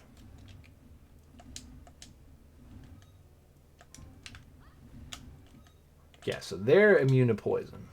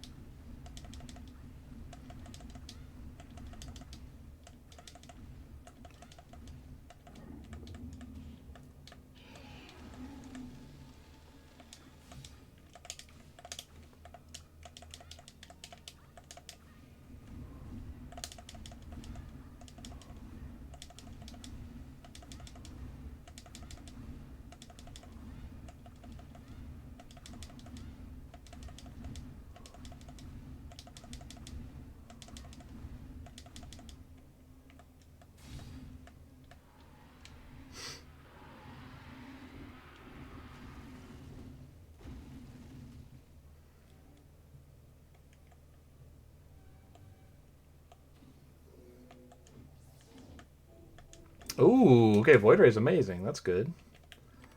Oh, Bromide. All right.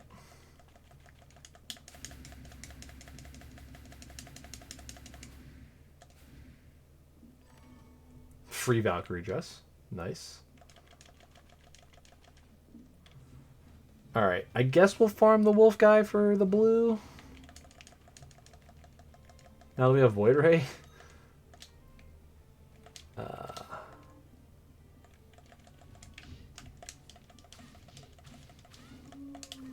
He dies to a 3-tap. We have Void Ray double Rose Ring, so like I guess.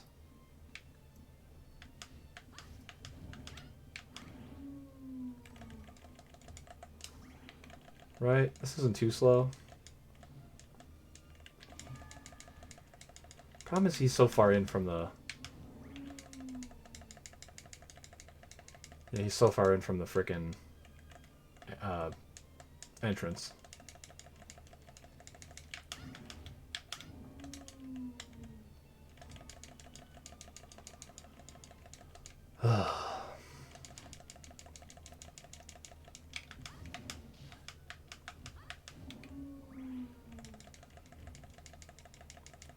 It's gonna be vanilla, I'm betting.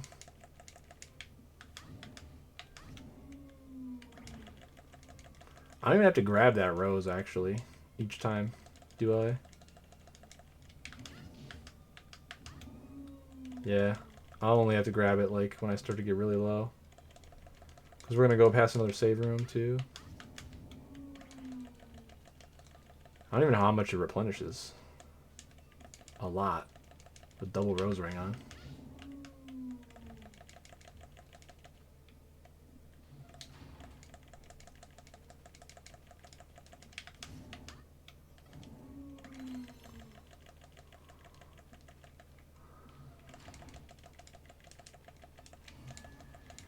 Oh my god.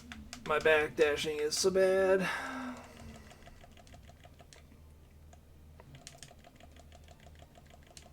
I was hoping to be done in time to watch Street Fighter 6 finals for Evo, but...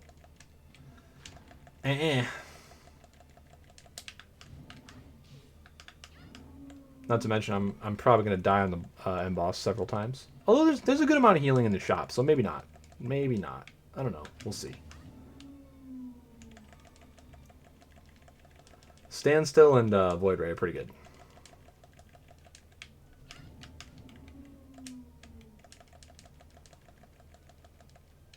So then you can obviously see at some point farming for these blues is just a time loss. If you don't find Accelerator, you end up losing a bunch of time. So it kind of depends on like how, you know, you'll get the idea of like when's a good time to gamble and when isn't. Some runners will do like 3 or 4 kills, and then if it doesn't drop, they just move on, you know, stuff like that.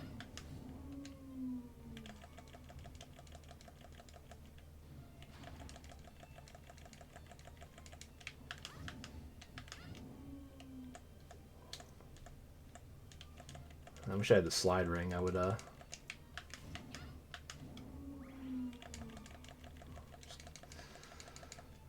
sliding, and this will be equally as fast, and then I wouldn't have to turn around, keep turning around over and over. Hey, there it is. Accelerator. Oh. Well, can't win them all.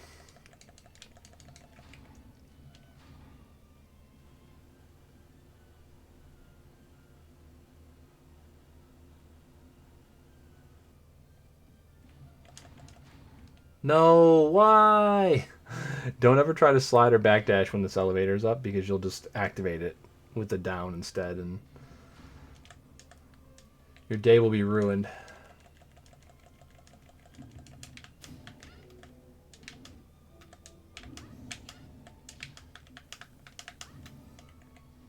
Okay, we're going to here anyway.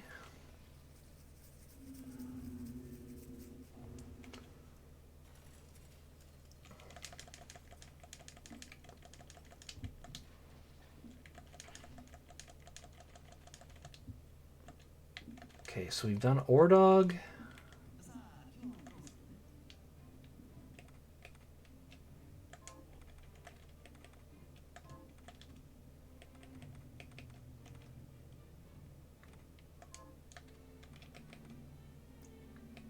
Okay, don't care about that.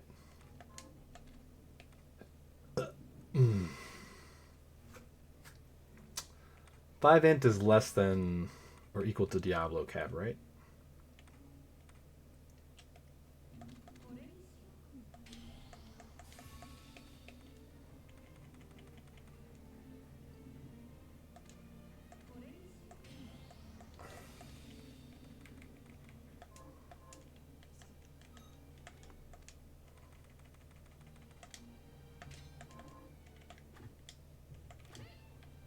Doesn't this have like a... I thought this had like a move that traveled far. Some weapons actually have a movement skill on them that ends up being like super useful. I don't remember which ones are which though. And that's my fault.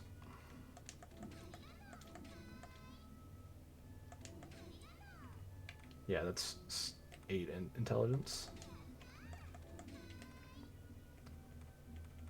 Oh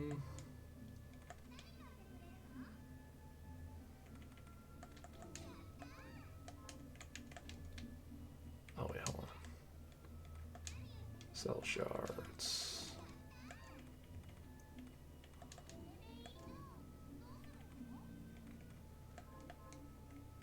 Just want to keep the tell for what's her name?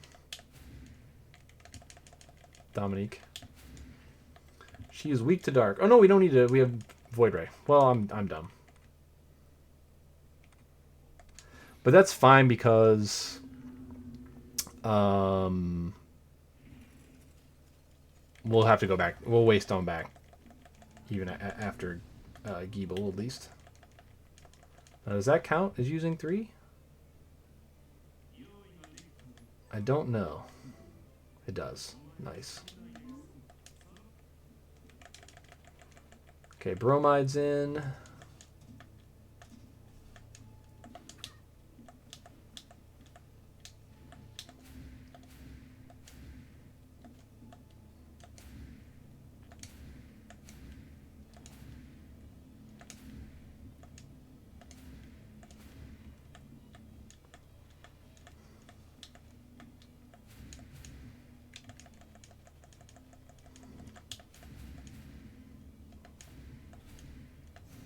Oh my god. Really? Game. Why am I getting stuck on the bottom of each of these things?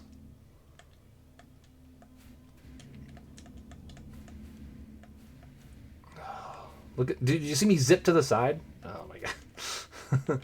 Like I said, the game still has its jank. Don't get it twisted.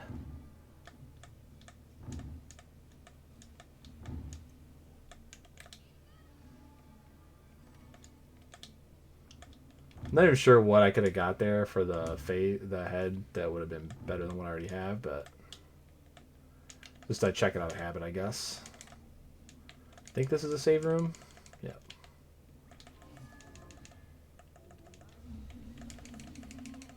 This dragon boss is not easy. Coming up. It actually is what drops Void Ray, so it's not weak to Void Ray. So we're probably going to go Poison and then root him.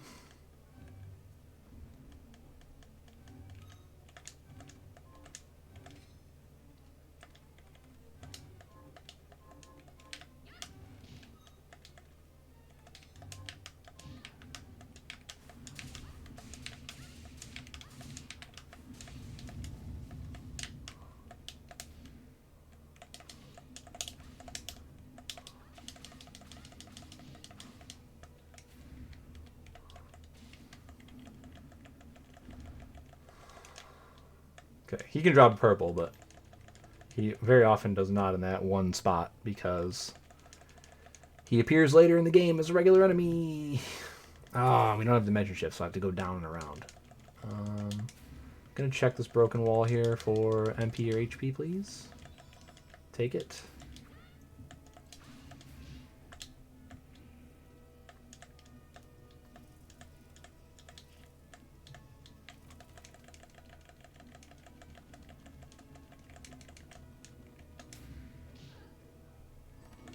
Love how that hit me even though it like had no chance of actually hitting me. This made me waste all my food early, that's all.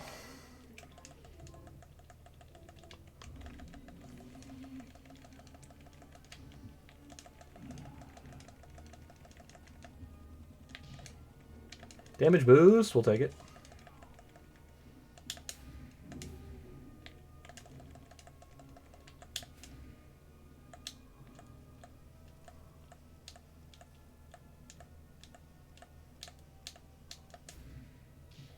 Of course. Hitbox Hell, welcome to Ritual.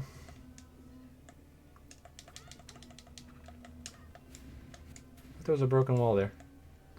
Guess not.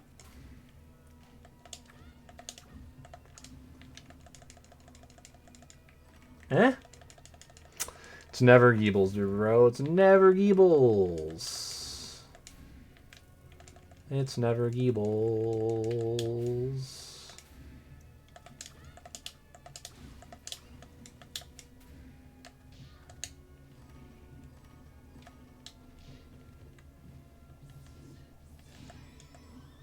Don't care.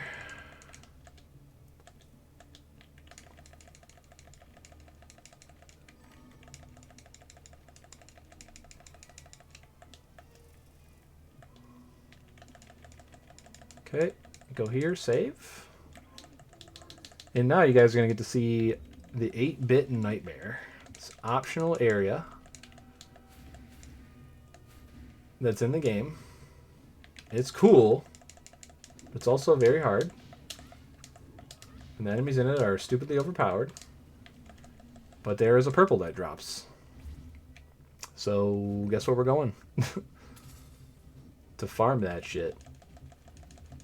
Actually, Rude is probably better than... Yeah, Rude is probably better than Void Ray to farm these.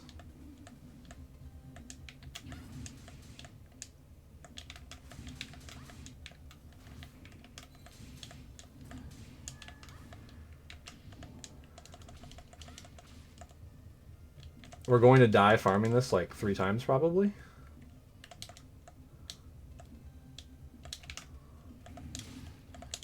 Because this shit does so much damage.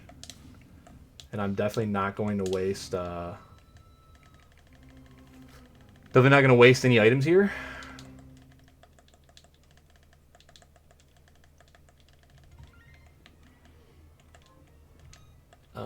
What might be better?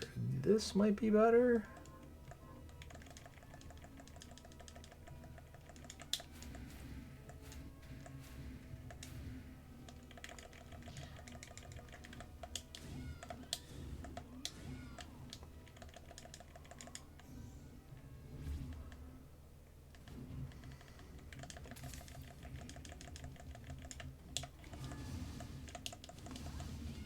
Okay, that doesn't really do it. What with this? Okay, 63, not bad.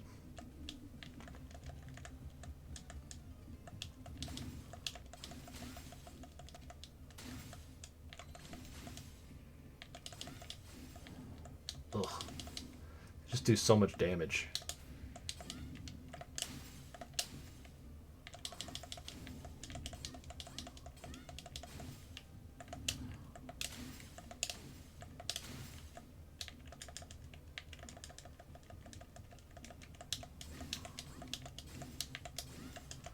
Oh, I'm actually dumb because I need to pick up the teleporter.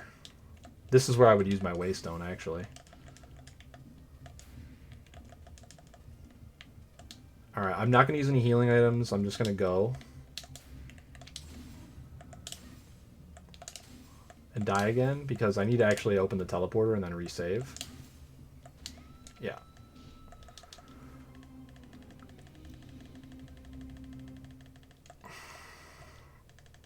Because I need to waystone out, so I don't have to fight the boss.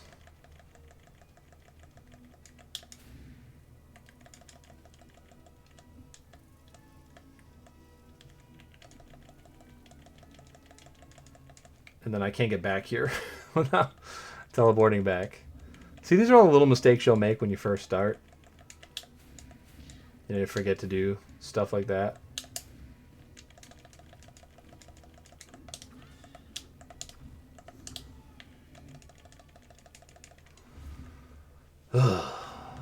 God, this area sucks. I hate it.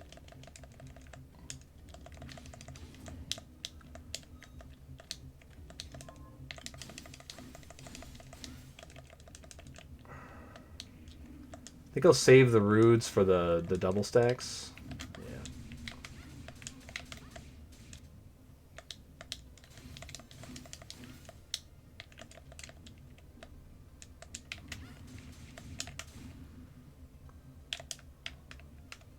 I'm already out of mana? I can't... Okay, there we go.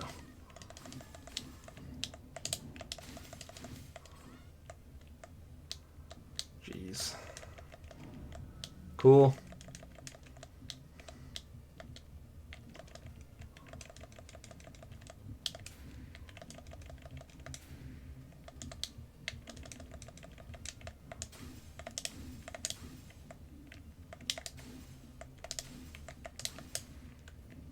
Fucking him out of here. Oh.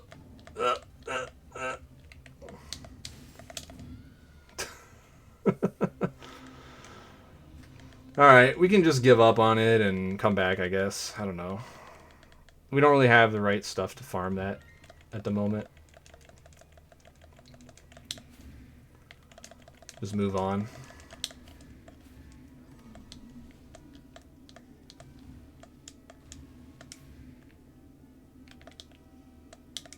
Let me grab this MP. We'll get the HP on the way out.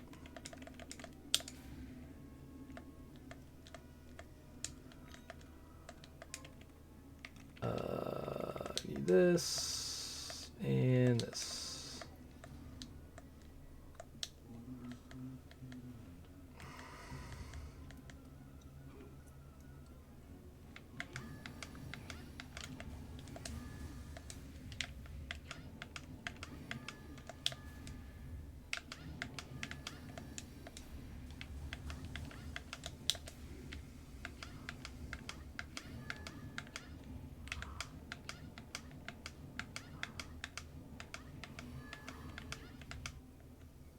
Oops.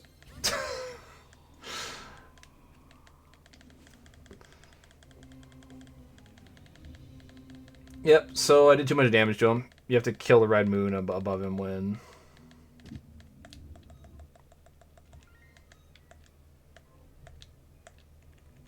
with the Zangetsu Toe.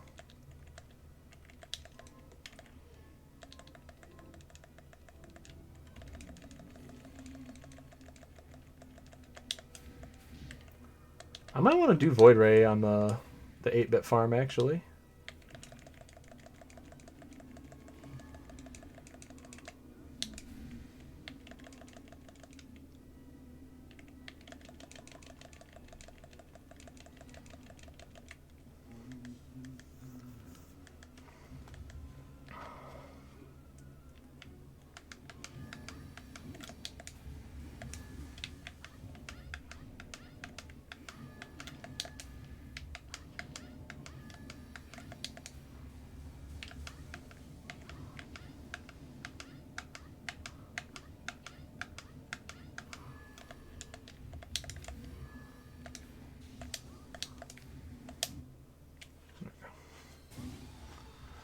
That'll do it.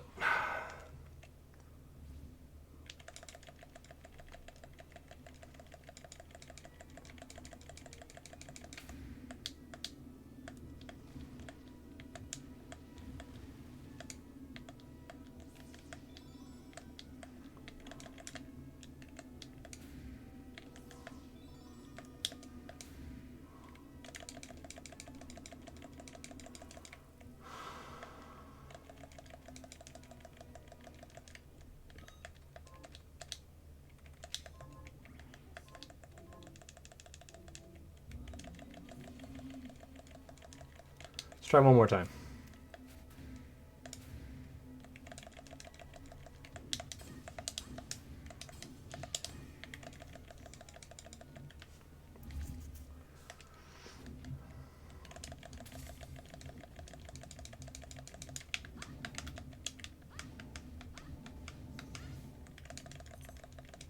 Not bad. Oh my god, fuck you.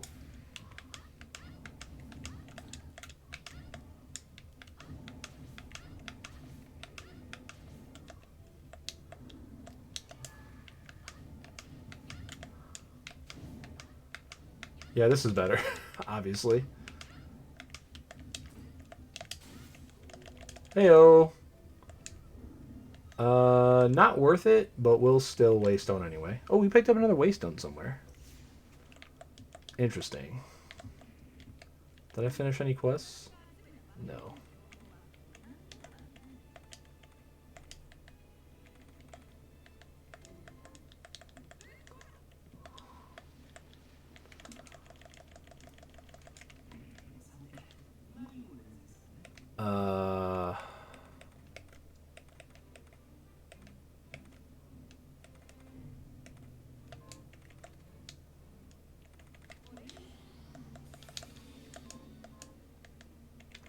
Could get interesting.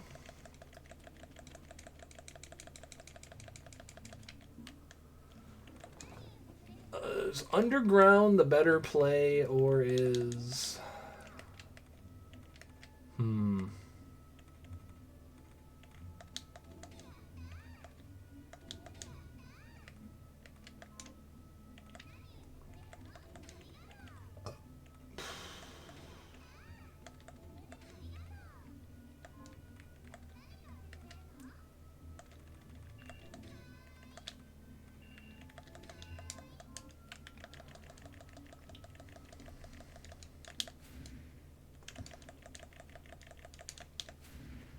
Nah, without Aqua Stream, we can't really do anything down there.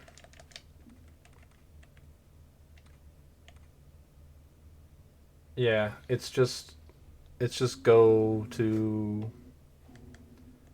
It's go to train. There's, what, 3 purples and a blue? We've already... It would be 2 blues, but we've already farmed 1. But yeah, there's 3 purples and a blue there. Like, it's long... Oops. But like can I even get underground properly? To where purples are? I don't think so. Because I would need reflector ray or dimension shift, which I don't have. If I had dimension shift, I wouldn't be needing to go anywhere near what I'm talking about.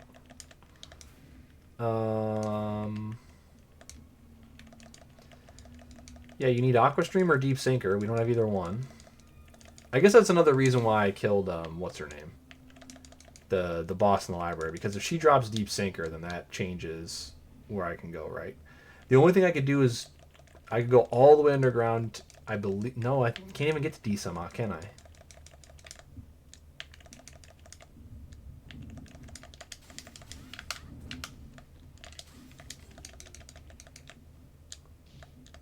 No, I can't even get to D-Summit, I don't think.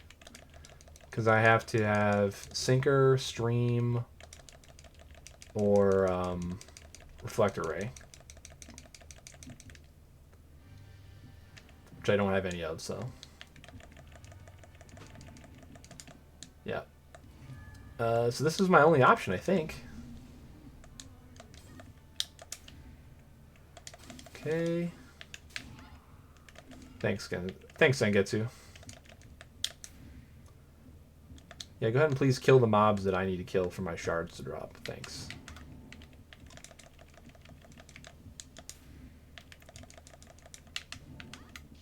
I don't know if Zangetsu kills stuff if you still get the drops or not. I have no idea. So I'm just going to void ray everything, and better safe than sorry. I'll take this health. Thank you. Yeah, we can't get past that because I don't have dimension shift. I will take the money, though. Definitely need the money to buy more potions.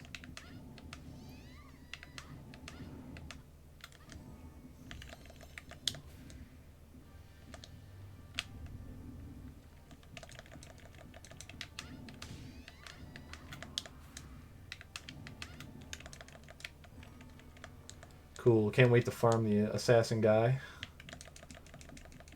in the next room. Ooh, I backdashed. I might have softlocked myself. Whoops. Oh, is that me back there? Okay, good. Let me go grab this real fast.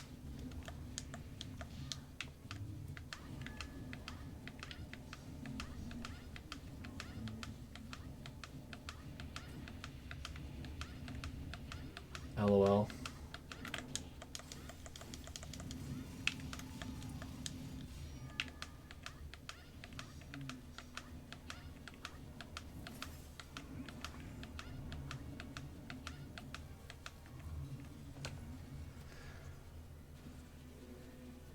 Void Ray is really good. That's not what we wanted.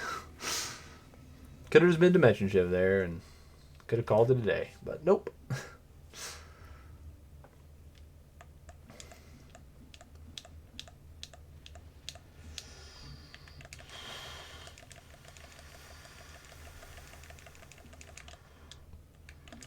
Okay, we got a save room right here. Thankfully, since we have a ranged shard,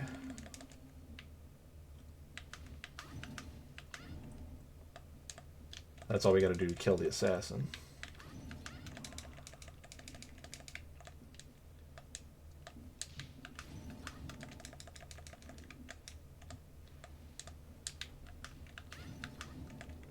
Hey, not what we needed. It's weird because you have to press A for the shards, but start for the to skip the level ups. It's an interesting dynamic.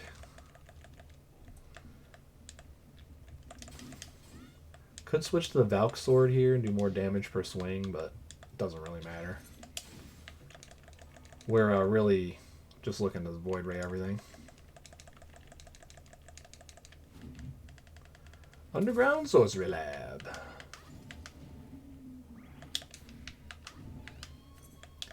There are 3 sorcery labs. This is the first one. You often don't see any of them in a lot of seeds, but here we are on this one.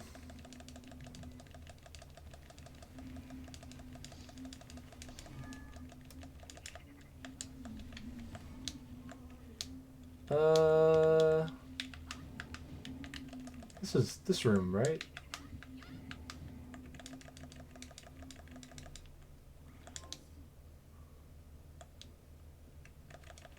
Yeah, we don't need to save. We'll just take. I'll just take the mana.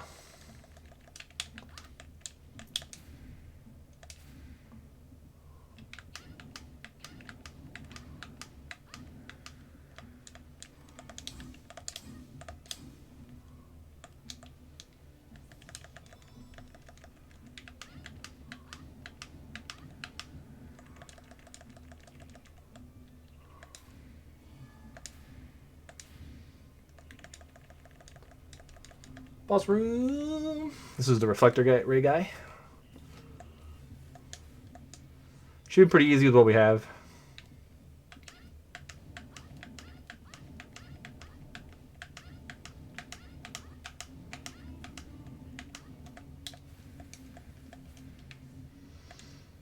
Yep. I could also use invert here, but don't need to.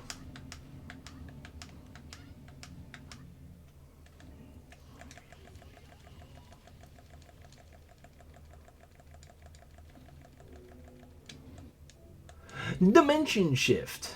Hell yeah. There it is. Alright, we're in go mode now. I will still farm out the blue here. Because it's worth it. We're already right here.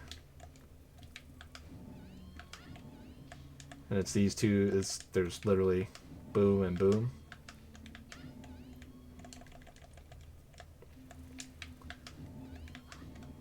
Cool. That's why you do it right there. There's also an accessory check right here. Which you need dimension shift or reflector ray for.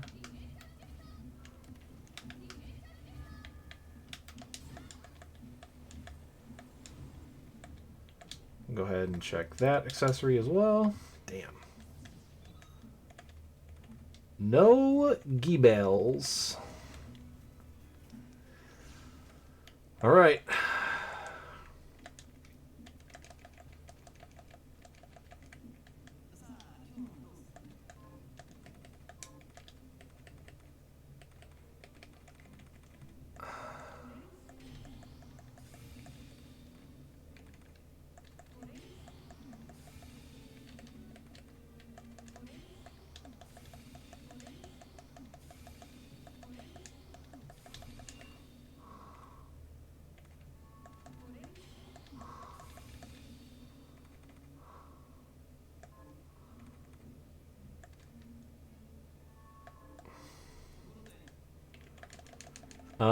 I'm just crafting this stuff to sell it, so we can buy more potions.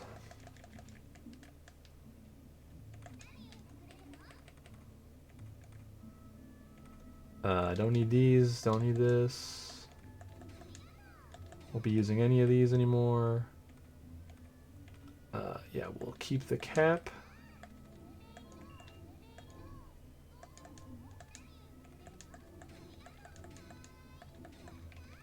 Just keep our Valkyrie dress.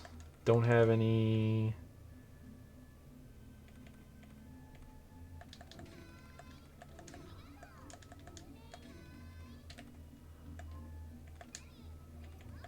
True arrows, trash. Don't need that, don't need that. Don't need that now. We're not going to use root anymore. Or shield, or healing.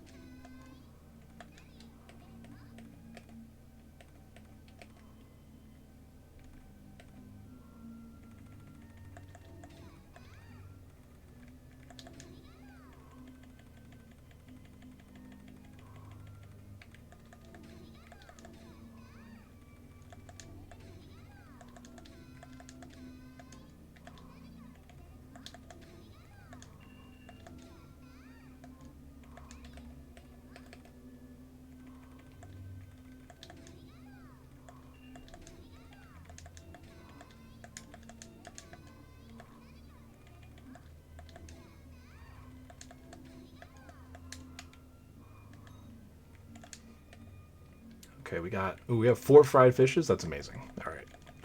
I think we'll be okay. I don't think I'm going to die. But I can't talk any shit because you never know with this game. All right.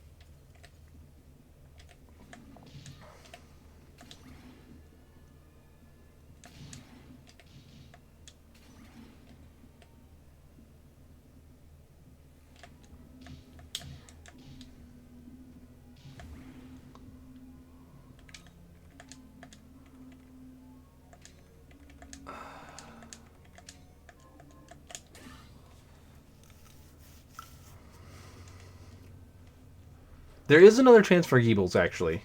There's one more accessory check on our way. That could make the game free, because we have Standstill as well, which is, like, you know, crazy. But I just don't think I'm going to bother using Standstill without infinite magic.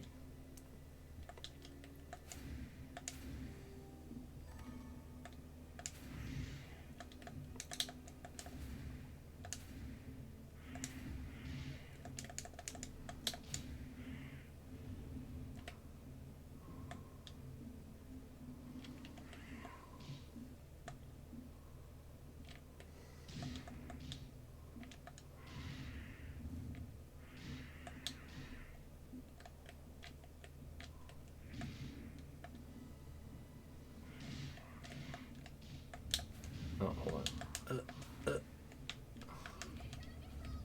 There we go. Hey, look, it's a boss that you're supposed to fight. Wait, why am I not... Hold on. There we go. Like, you should be able to easily dimension shift past this guy.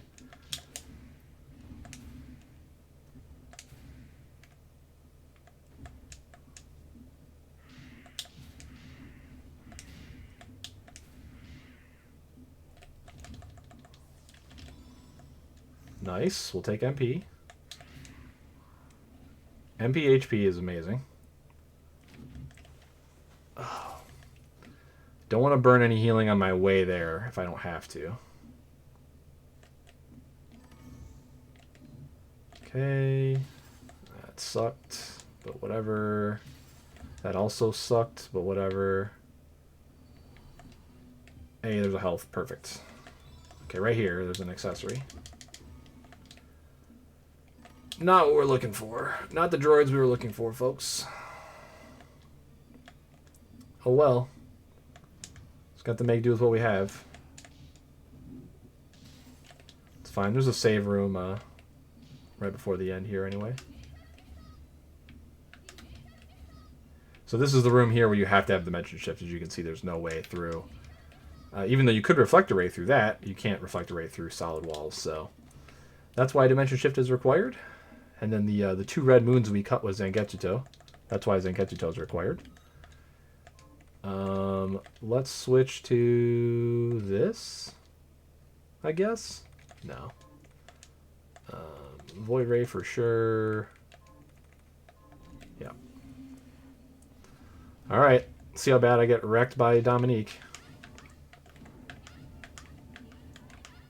So with Dominique, you just in Void Ray, you just stay way the far away. And with Excel, it's really easy to just get away from her. But like you can probably imagine, like if you have to stay in this mid range against her to hit her with melee or whatever, how difficult she would be.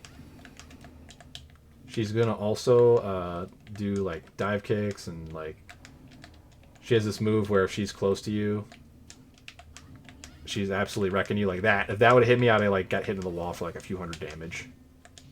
So you can't let her get close. That elbow.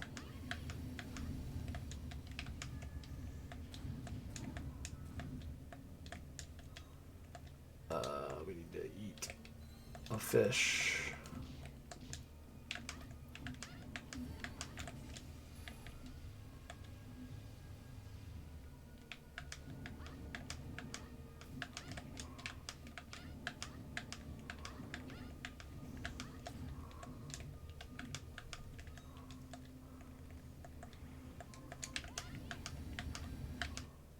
Nice. Alright, we saved a lot of items. We're good, we're good. We're safe. I can always use standstill and all of our MP, actually. Now that I'm thinking about it, I might want to do that. Especially if it's cat. We have invert, though, so we should be fine. Like... Alright, so this last boss, there's 3 heads. Each of them has like a different kind of attack that they do. And you're constantly being pulled by their stuff. Okay, that's good. Stand still.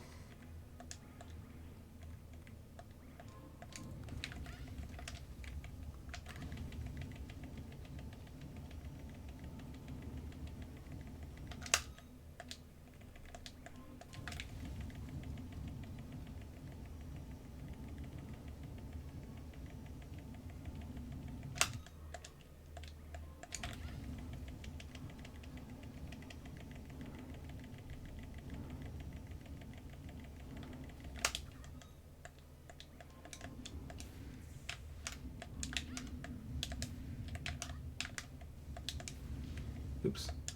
Definitely don't want to jump into the heads, though. You can possibly avoid it.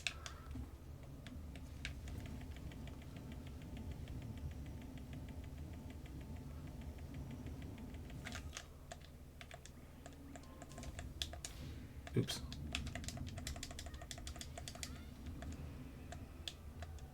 We'll probably just chill and save the last bit here. We'll get a couple attacks in. Ouch. I think I was going to land on that one either way.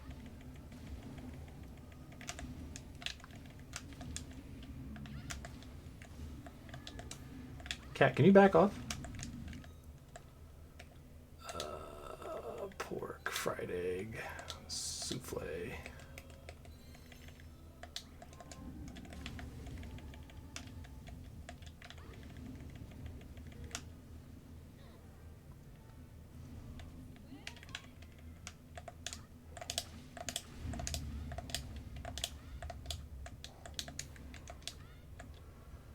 Okay, well, didn't go as well as I was hoping. Did not do enough damage there. It might have been worth it to not stand still and just play fair, but can't change the past.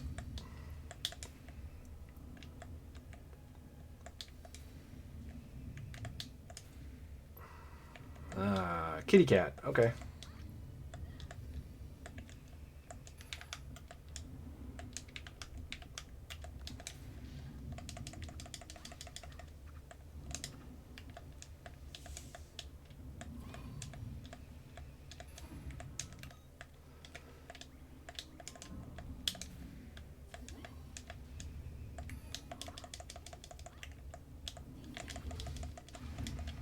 Oh, we were so close to killing.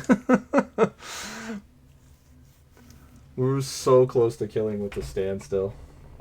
Oh. Hey, we completed a run though. I mean, that's pretty cool.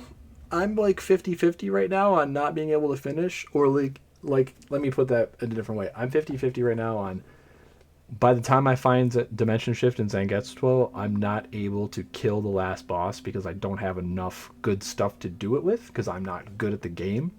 Whereas a lot of players, they can get like 30-minute times or lower if they get like a seed like that because they're really good in combat. But yeah, there you go, guys. That's my primer on how to play this randomizer. Again, there's a lot of stuff you want to do first. You probably want to definitely play through it. The base game, of course. Explore the whole castle, get familiar with everything and where it is. And then, from there, start trying to grab a list of like the purple shard enemies, where the weapons are, where the accessories are. And then, kind of like use a map and kind of maybe mark stuff down. I actually printed a map and wrote on it. Like I took an image of the map, right? I printed it out. Well, I mean, I didn't print it. I saved a copy, right? And I used the drawing tool to like draw all over it. Like this is where breakable walls are. This is where green chests are. And then I put like a little speck in the middle of the green. If it was a weapon chest, I need to go back through it and put like a little marker for accessories. And I used that for like the last couple months while playing the game to definitely like remember where things were and everything. But yeah, like I said before, this game, the randomizer mode's built in. You can just buy the game and then you have it. You can play with anybody else. You can race with anyone on console, on PC, no matter what, because it's all in game. And as long as you're fine with like occasionally having a seed you couldn't complete and running it back, you'll be fine with this. It's a lot of fun, and if your main problem with games is like you can't do you can't do the complicated inputs or whatever, even if you're not very good at backdashing, as you saw me struggle with it a little bit there, there's alternatives, right? You can just slide everywhere, which is still faster than walking. There's accessories you can find that will speed you up, like that accelerator. If you find that, you can just hold a button and you run everywhere as long as you have magic, right? So it's a little bit more accessible in terms of like actual accessibility for people with complicated inputs, people with issues with their hands, things like that. You'll just be a little bit slower if you can't do some of the movement tech, but that plus again, the randomizer mode being built in is amazingly cool. It just kind of opens it up for some people that they don't want to download like BizHawk and get Soten working and stuff like that. Because I mean, I love Soten, but I mean, I can totally understand why most people don't want to dive into the randomizer as much. I really suggest you still do because it's amazing. I love it. It's incredible. But I get it, like learning semi-complicated button inputs and stuff like that. You will have to spend time practicing how to do that just on its own. And I know a lot of people don't like to do that. Now, in this game, you still have a little bit of that. Like to kill that final boss there, if you don't have all the stuff that I had at the end, you will have a much harder time killing the final boss. However, if you'd rather practice that kind of thing and learn patterns and stuff like that instead of button inputs, then this is another good alternative. But I think that everyone should play both RotN and this randomizer. They're both awesome, and hopefully this maybe shows people that it's not that hard to get into. I have some experience playing games with complicated inputs. I played a bunch of fighting games back in the day. I still play a little bit to this day, but not too much. I play mostly Tekken, where the inputs are a little bit more timing and rhythm based as opposed to complicated directional inputs, unless you play a Mishima, of course, which I don't. But yeah, the combat is interesting, and you can see even there, like there's so many things you can get better at. Like I'm not able to do the jump attack in the regular attack and the jump attack to really basically double hit every time you do a short hop with a melee weapon. And if you can get good at that, you'll be even faster. There's lots of rooms to improve in this game, but also you can just kind of play through it like a pleb like me, and still you can get a decent time of like an hour and a half or whatever. And eventually, if you start getting really good, you join some races. So there you go. It was fun. We'll be back tomorrow with Mass Effect, continuing the Mass Effect playthrough. We will be uploading this to YouTube, so if you see this on YouTube, hello. If you would like to catch anything live, you can check the link down in the description below to come on over to my stream. And I'm going to, I think, in the next day or two after this is live, I'm going to add another thing into my automatic add into the description, which will be my link on Blue Sky. So if you want to follow me on social media, I would recommend doing it there. If you don't have Blue Sky yet, you can join the waiting list to get an invite. It seems to be like they're pretty fair about it. It's just like when you sign up, they just go down the list of when you signed up to get in. I'm trying not to use other social media right now because I don't like who runs the other social media platforms. So if you want to follow me, please do it there. If you don't have it yet, please sign up, be patient, and then once you get invited, follow me over there. That's where I'll be posting most of my updates going forward. But if you want to check my other socials on the Twitch page, they're in there. If you scroll down in the panel section, they're in there for right now. And I'll probably remove them. I'll remove the other stuff that's not Blue Sky for social media once they start getting to the point where everybody can get in there. So yeah, I mean, I actually didn't buy it until this year.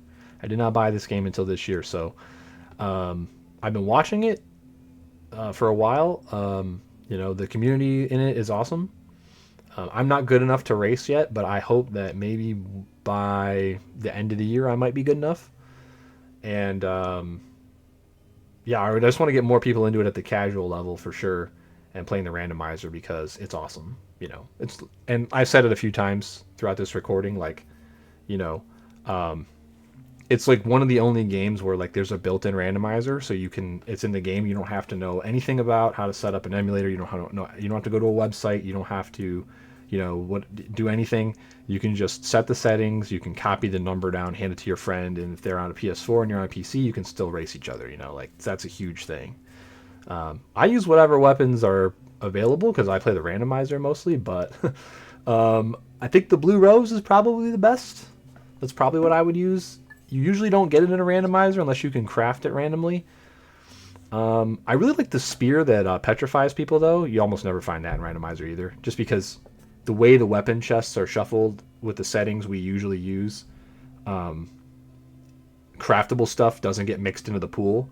So the best weapon you can find in chests is usually Valkyrie Sword. That's what I would use for everything else. Although in this run I was able to craft the Thunder Axe, and I actually used the Thunder Axe for quite a bit of it. Thunder is pretty broken for elements. It gets a lot of extra hits in.